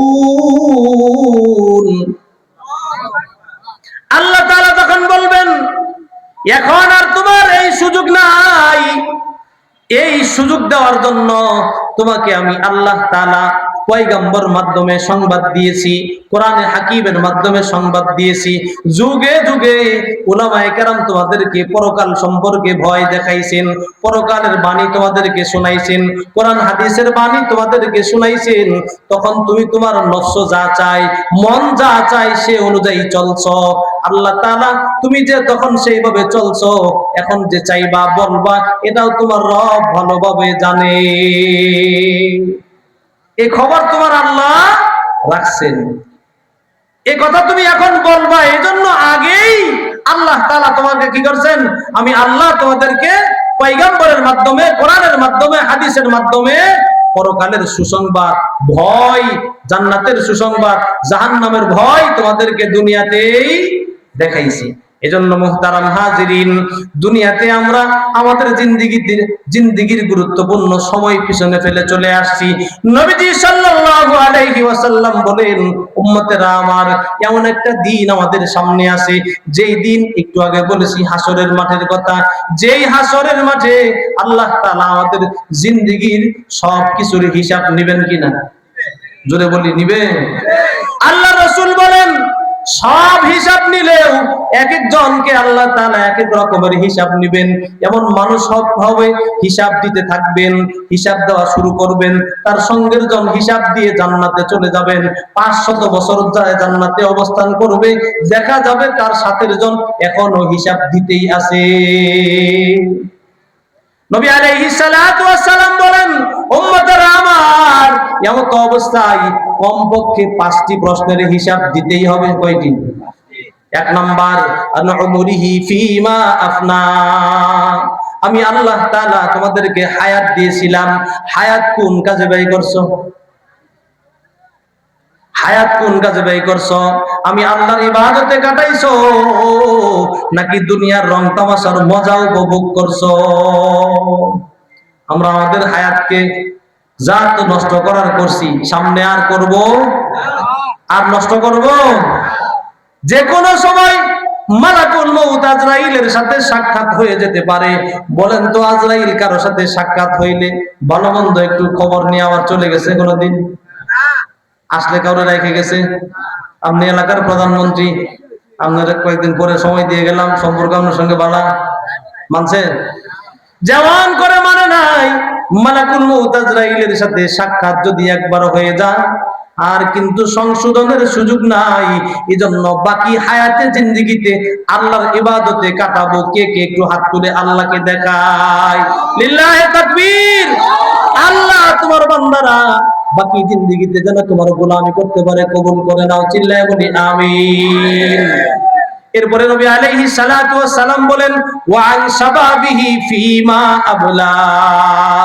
হায়াত যেমন আল্লাহ তাআলা মানুষদেরকে দান করেছেন, এই হায়াতের ভিতরে গুরুত্বপূর্ণ একটা সময় হলো যৌবনকাল।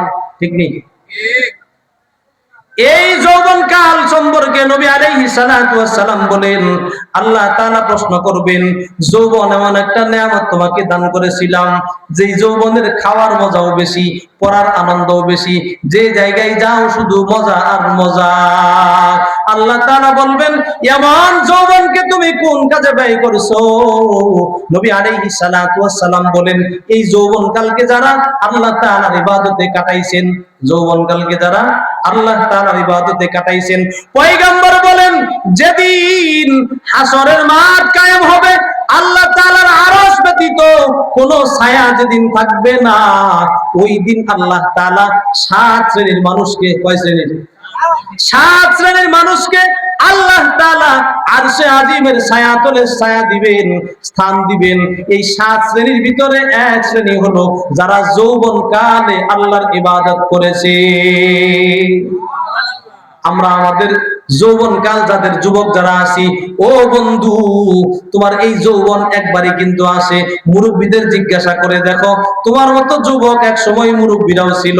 আজকে যারা সোজা হয়ে হাঁটতে পারে না, আজকে যারা চাইলেও নামাজের সিজদা ঠিক মতো দিতে পারে না, আজকে যারা চাইলেও রুকুটা সোজাভাবে করতে পারে না, আজকে যারা চাইলেও বৈঠকটা তারা ইচ্ছা মতো করতে পারে না, এই যুবক কিন্তু একদিন তারাও ছিল। ও বন্ধু, এই যুবক মনে রাখিও, তোমার যৌবনকাল কিন্তু চিরজীবন থাকবে না। এই যৌবনকালকে যদি আল্লাহর ইবাদতে কাটাইতে পারো রে বান্দা, পয়গম্বর বলেন ওই কঠিন মুসিবতের দিনে এই যুবকদেরকে আল্লাহ তাআলা তার আরশে আজিমের ছায়া তলে ছায়া দিয়ে দিবে। আমরা আল্লাহ তাআলা কঠিন ওই ময়দানে মাহশারে আরশে আজিমের ছায়া তলে ছায়া চাই, সবাই চাই। মুরব্বী আমনগর বয়স নাই, যুবকরা কি চাই?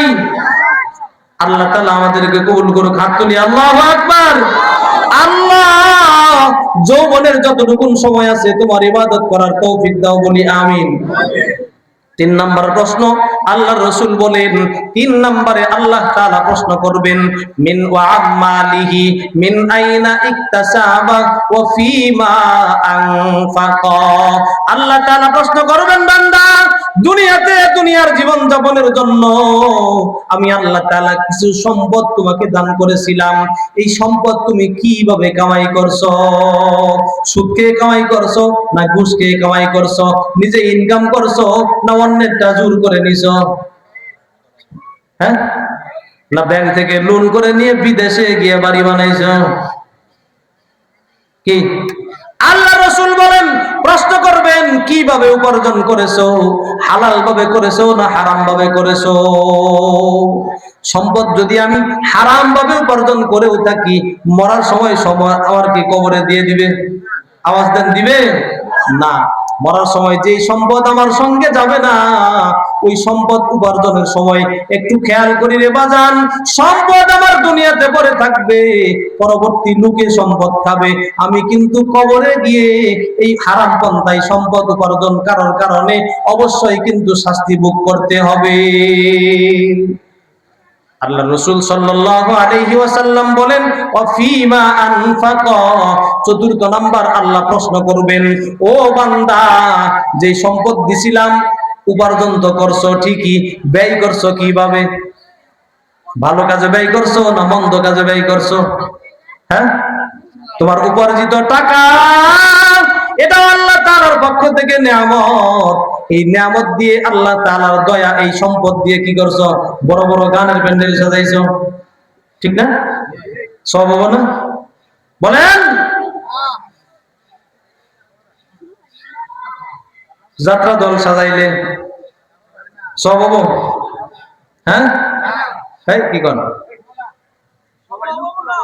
আল্লাহ তাআলা প্রশ্ন করবেন আমার দেওয়া সম্পদ কোন কাজে ব্যয় করেছো? নেক কাজে ব্যয় করেছো না বদ কাজে ব্যয় করছো?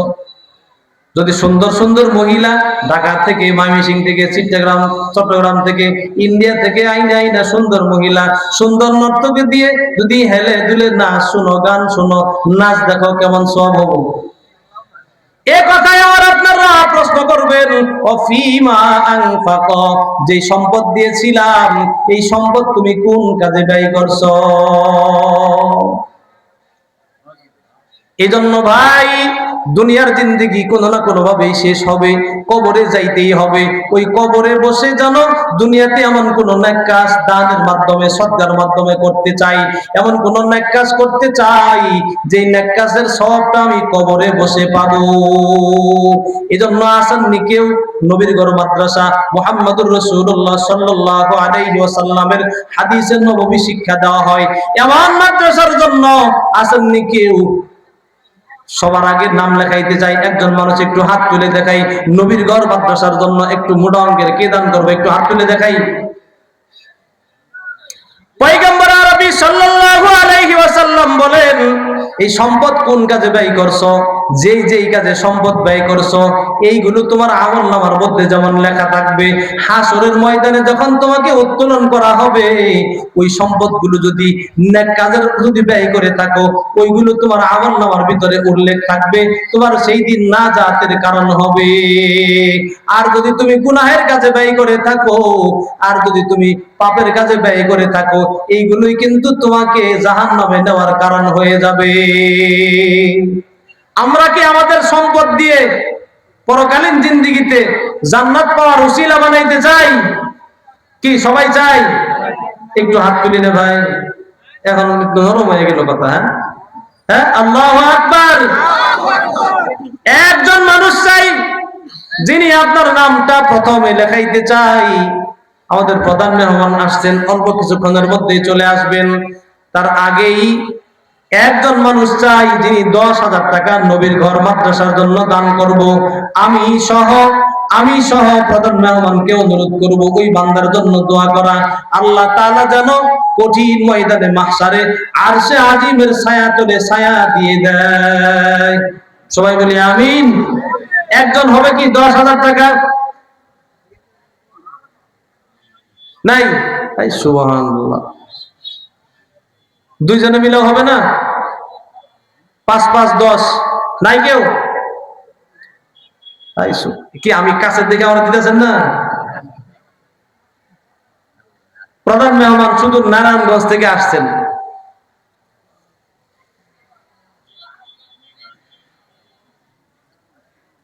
উনি চেয়েছিলেন যে শেষ পর্যন্ত তখন মানুষের বাড়ির দিকে যাওয়ার টান থাকে, কালেকশনটা আমি করলে ভালো হয়। রাগ আছেন আমার উপর নাকি? হ্যাঁ, এই আমাদের ঐতিহ্যবাহী মহিষাবাদুরিয়া গ্রামে 5,000 টাকা দেওয়ার মতো মানুষ নাই, একজনও নাই।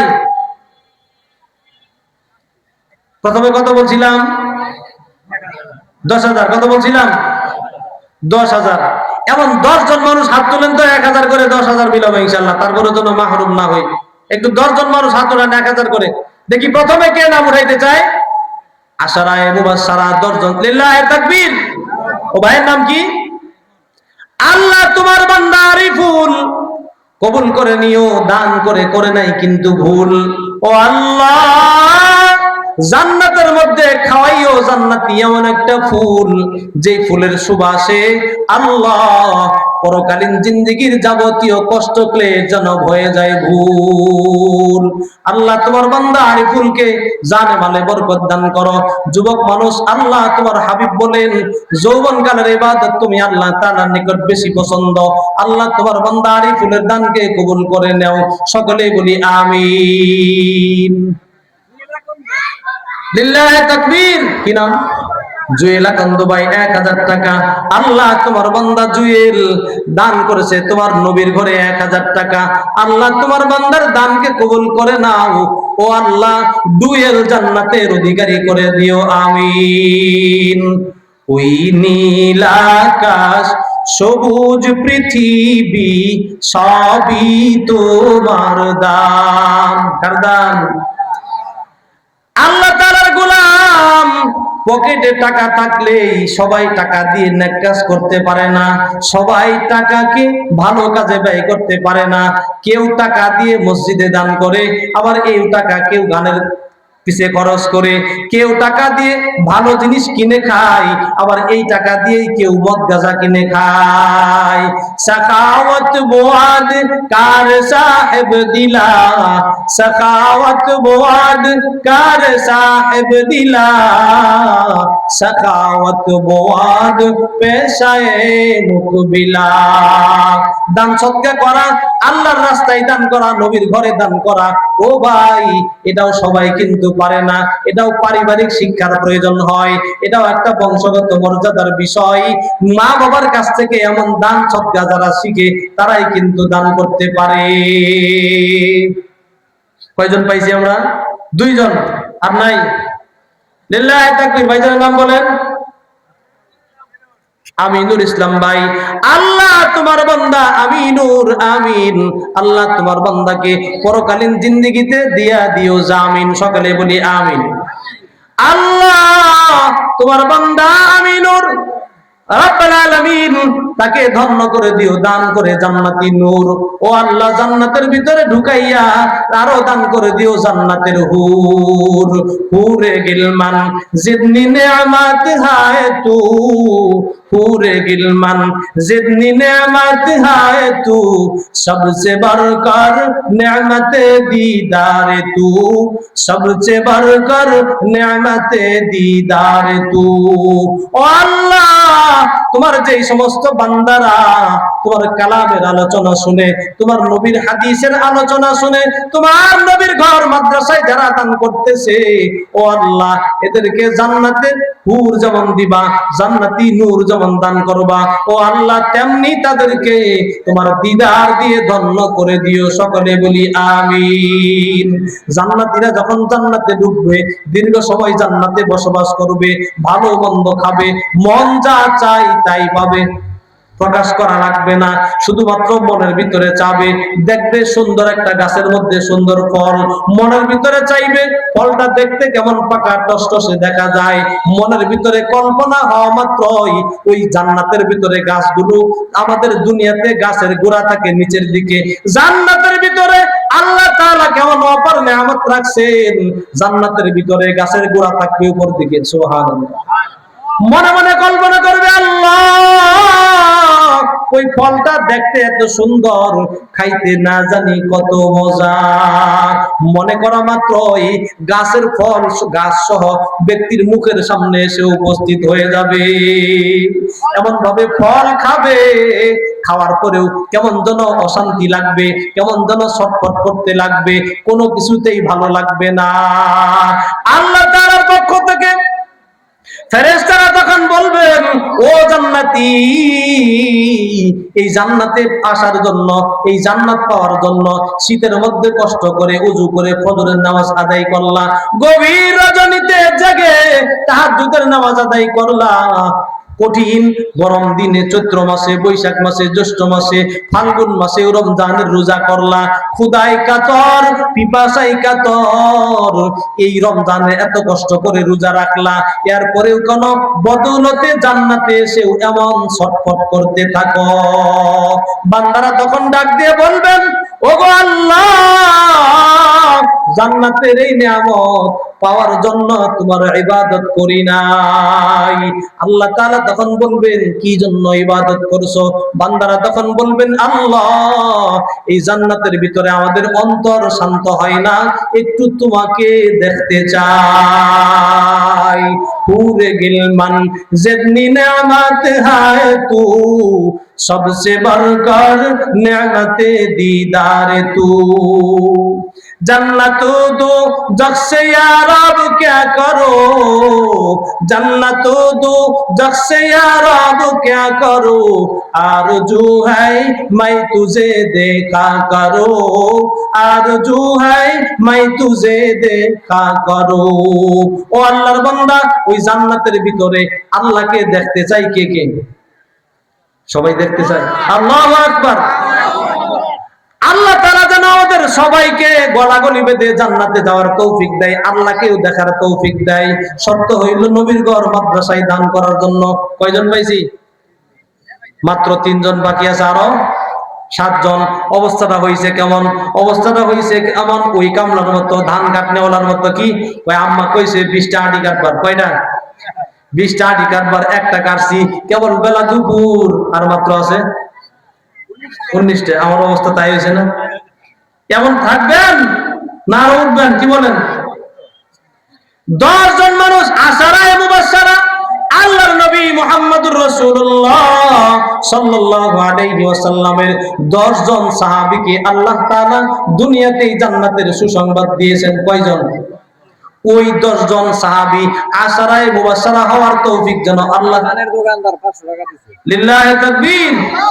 পানের দোকান ভাই রতন, পানের দোকানদার ভাই রতন, আল্লাহ তাআলা তোমার ঘরে টাকা দান করেছে 500।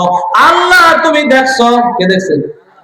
আল্লাহ তুমি দেখছো, টাকা দিয়েছে 500, আল্লাহ আরো 500 চাই, নইলে কিন্তু সারাসারি নাই।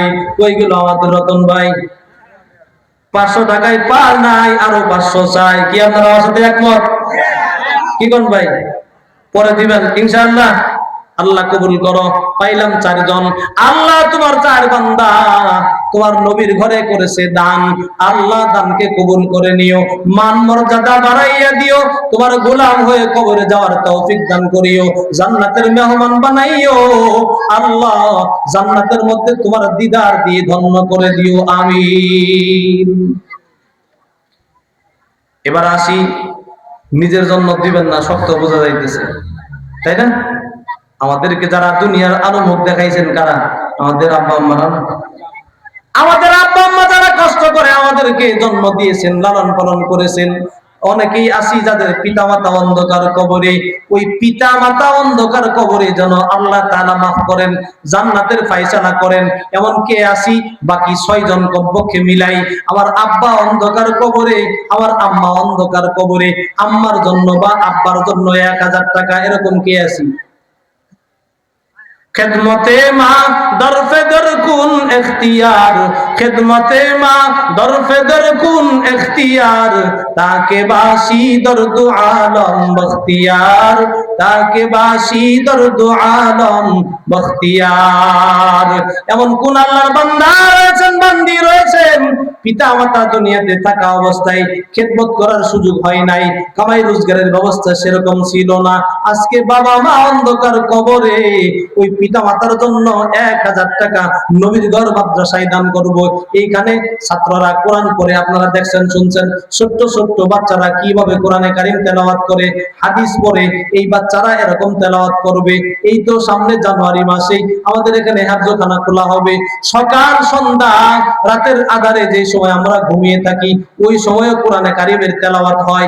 এমন মাদ্রাসা আপনাদের এখানে চালু হবে, চাই কি আমরা?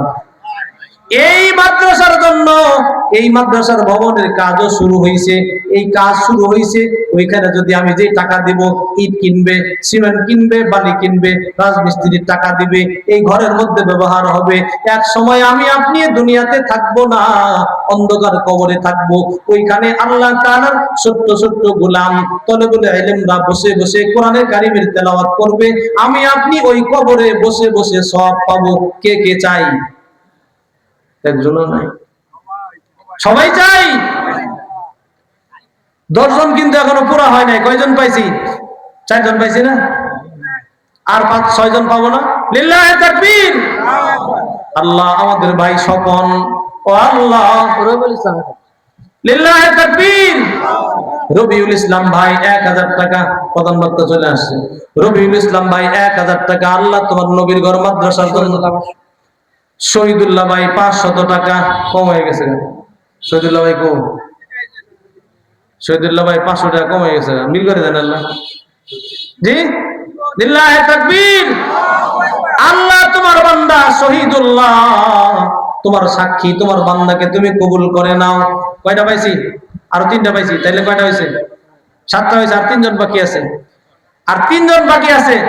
দোয়া করব আল্লাহ তাআলা যেন এই 10 জনকে আশারায়ে মুবাশশারা সাহাবীর মর্যাদা দিয়ে জান্নাতের মেহমান বানাইয়া দেন। লিল্লাহি তাকবীর।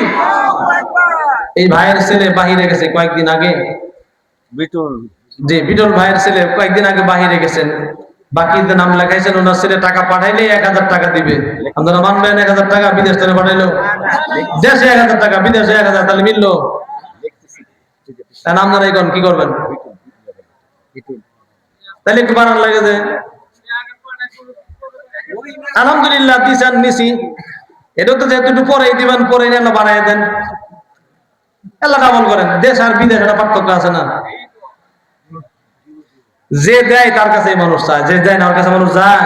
কি কয়? ওর কাছে যাস না, ও দেয় না, তাই না? একটু মনটা নরম করে আল্লাহর হস্তে। আল্লাহ বরকত দিলে ইনকাম করা তো লিল্লাহি তাকবীর। আপনাদের চাওয়া আল্লাহ পুরা করছেন, 2000 টাকা। আল্লাহু আকবার। আল্লাহ তোমার বান্দা দূর দেশে গেছেন, সহি সালামতে ইনকাম করার তৌফিক দাও। কামাই রুজির মধ্যে বরকত দান করো, সুস্থতার নিয়ামত দান করো, বেশি বেশি ইনকাম করার তৌফিক দান করো।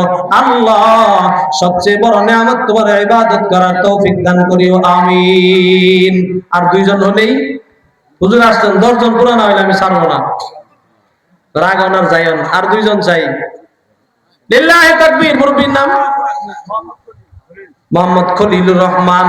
আল্লাহ তোমার বান্দা খলিল তোমার নবীর ঘরে দান করেছে, বানাইয়ে দিও একটা দলিল, যেই দলিলের বদলায় যেন জান্নাতে যেতে পারে। লিল্লাহি তাকবীর। আমাদের আজকের মাহফিলের সহসভাপতি, ভারপ্রাপ্ত চেয়ারম্যান 5000 টাকা করছে দান।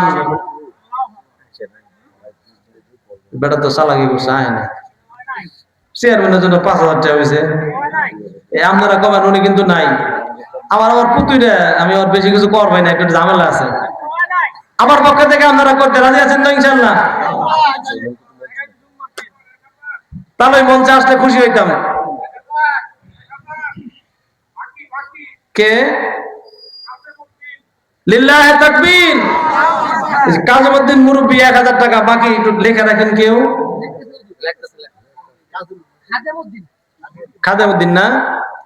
আল্লাহ তোমার বান্দা খাদেমউদ্দিন দ্বীনের খাদেমকে একনিষ্ঠ খাদেম হিসেবে কবুল করো, আমিন। সেলিম ভাই আর কার নাম কইলেন? একটাই।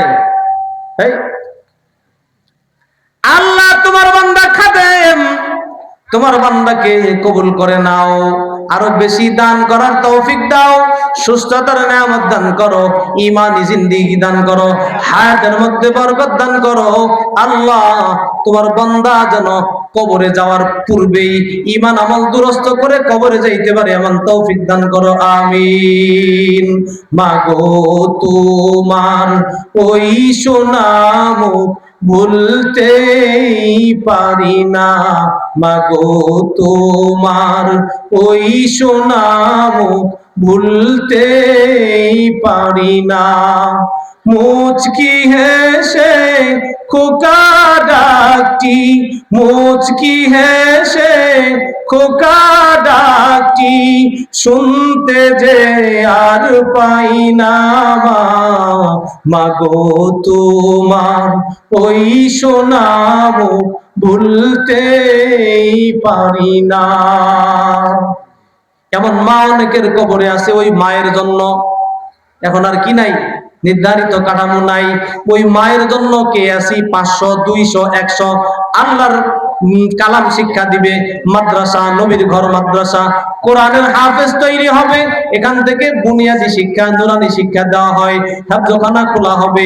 এইখানে মায়ের জন্য, বাবার জন্য, ওই মা গর্ভধারিণী মা অন্ধকার কবরে শায়িত ওই মায়ের জন্য কে আসি। লিল্লাহে তাকবীর। আল্লাহ তোমার বান্দা আবুল কালাম আজাদ 2 বস্তা সিমেন্ট করেছে দান।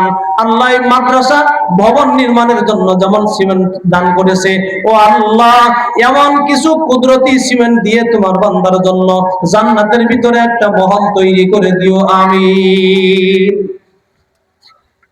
মা বাবার জন্য আর কেউ আসেনি এরকম? আরো কোন মায়ের? মহিলাদের প্যান্ডেলে শুনছি অনেক মহিলারা আসছেন, মহিলাদের জন্য কোনো কথা বলার সুযোগ হয় নাই, মেহমান চলে আসছে। মহিলাদের জন্য নবীজি সাল্লাল্লাহু আলাইহি ওয়াসাল্লাম বলেছেন, নবীজি সাল্লাল্লাহু আলাইহি ওয়াসাল্লাম যখন মেরাজে গিয়েছিলেন, মেরাজে গিয়ে নবী আলাইহিস সালাতু ওয়াসাল্লাম বলেন, আমি যখন মেরাজে গিয়েছিলাম, মেরাজের রজনীতে আমাকে জান্নাত জাহান্নাম দেখানো হয়েছিল। জাহান্নামের মধ্যে আমি যত জাহান্নামী দেখেছি, ওই জাহান্নামের মধ্যে অধিক সংখ্যক জাহান্নামী দেখেছি মহিলাদেরকে। কাদেরকে? পর্দার আড়ালের মা। নবী আলাইহিস সালাতু ওয়াসসালাম বলেন, ইয়া মাশারান নিসা সাসাদদাকনা, তোমরা বেশি বেশি। লিল্লাহি তাকবীর। আমাদের সেলিম ভাই 2 বস্তা সিমেন্ট করেছে দান। আল্লাহ তার দানকে কবুল করে নাও, জানে মালে বরকত দান করিও, কামাই রুজির মধ্যে বরকত দান করিও, ঈমান আমলে মজবুতি দান করিও, আমিন। পয়গম্বর বলেন, মহিলাদের সম্পর্কে নবী আলাইহিস সালাতু ওয়াসসালাম বলেন, মহিলাদেরকে আমি বেশি জাহান্নামে দেখেছি। ও মহিলারা, লিল্লাহি তাকবীর। রফিক, আল্লাহ তোমার বান্দা রফিক তোমার বন্ধু, আল্লাহ তোমার বান্দা রফিককে তোমার বন্ধু বানাইয়া নাও। তোমার নবীর ঘর মাদ্রাসার জন্য 1 বস্তা সিমেন্ট করেছে দান। আল্লাহ তোমার বান্দা রফিকের জন্য জান্নাতে বানাইয়া দিও একটা মেহমানদারির ব্যবস্থা। আল্লাহ তোমার বান্দাকে জান্নাতের মেহমান হিসেবে কবুল করে নিও, আমিন। পয়গম্বর বলেন, ও উম্মতের মহিলারা, তোমাদেরকে আমি জাহান্নামের ভিতরে বেশি দেখেছি, এই জন্য। আসর খান 500 টাকা লিল্লাহে তাকবীর। আসর আলী খান, আল্লাহ তোমার বান্দা আসর আলী 500 টাকা করেছে দান। আল্লাহ তোমার বান্দা আসর আলীর দানকে কবুল করে নাও আল্লাহ। আসর শব্দের অর্থ এক তর্জমা সময়, আরেক তর্জমা আসরের সময়। ও আল্লাহ, এই দানকে তোমার ওই হাসরের ময়দানের সময়কে খাস করে জান্নাতের ফায়সালা করে দিও, আমিন। নবী আলাইহিস সালাতু ওয়াস সালাম বলেন, তাসাদদাকনা, মহিলারা তোমরা বেশি বেশি দান করো, কেননা তোমাদেরকে ফা ইন্নী রাআইতুকুন্না আকতার আহলিন নার, তোমাদের মহিলাদেরকে আমি সবচাইতে বেশি জাহান্নামে দেখেছি। জাহান্নামে বেশি দেখছে কাদেরকে? মহিলাদেরকে। এই জন্য নবী আলাইহিস সালাতু ওয়াস সালাম বলেন, বেশি বেশি দান করে আল্লাহ তাআলার কাছে তৌফিক চাও, আল্লাহ যেন তোমাদের গুনাহ ক্ষমা করে নেক কাজ করার তৌফিক দেয়, গুনাহ থেকে বেঁচে থাকার তৌফিক দান করে। আবুল হোসেন 1 বস্তা সিমেন্ট, আল্লাহ তোমার বান্দা আবুল হোসেন দান করেছে 1 বস্তা সিমেন্ট। ও আল্লাহ, আপনি তার দানকে কবুল করে নিবেন। বেলাল মেম্বার সাহেব 5 বস্তা সিমেন্ট। লিল্লাহি তাকবীর। আল্লাহ তোমার বান্দা বেলাল হোসেন মেম্বার সাহেব 5 বস্তা সিমেন্ট করবেন দান, আল্লাহ তার দানকে কবুল করে নাও রব্বুল আলামিন। বেলাল হাফসির সাথে জান্নাতে যাওয়ার তৌফিক দান করে দিও, আমিন। লিল্লাহি তাকবীর। সিনেন বেটারে আপনারা কোন হুজুরা দেয় না, দেখছেন কি দিছে? দেখছেন তো, হুজুরা দেয়, হারায় দেয়, লুকায় দেয়, নাম কিন্তু বলে নেই। আমিও নাম বললাম না, শুধু একটু দেখাই দিলাম।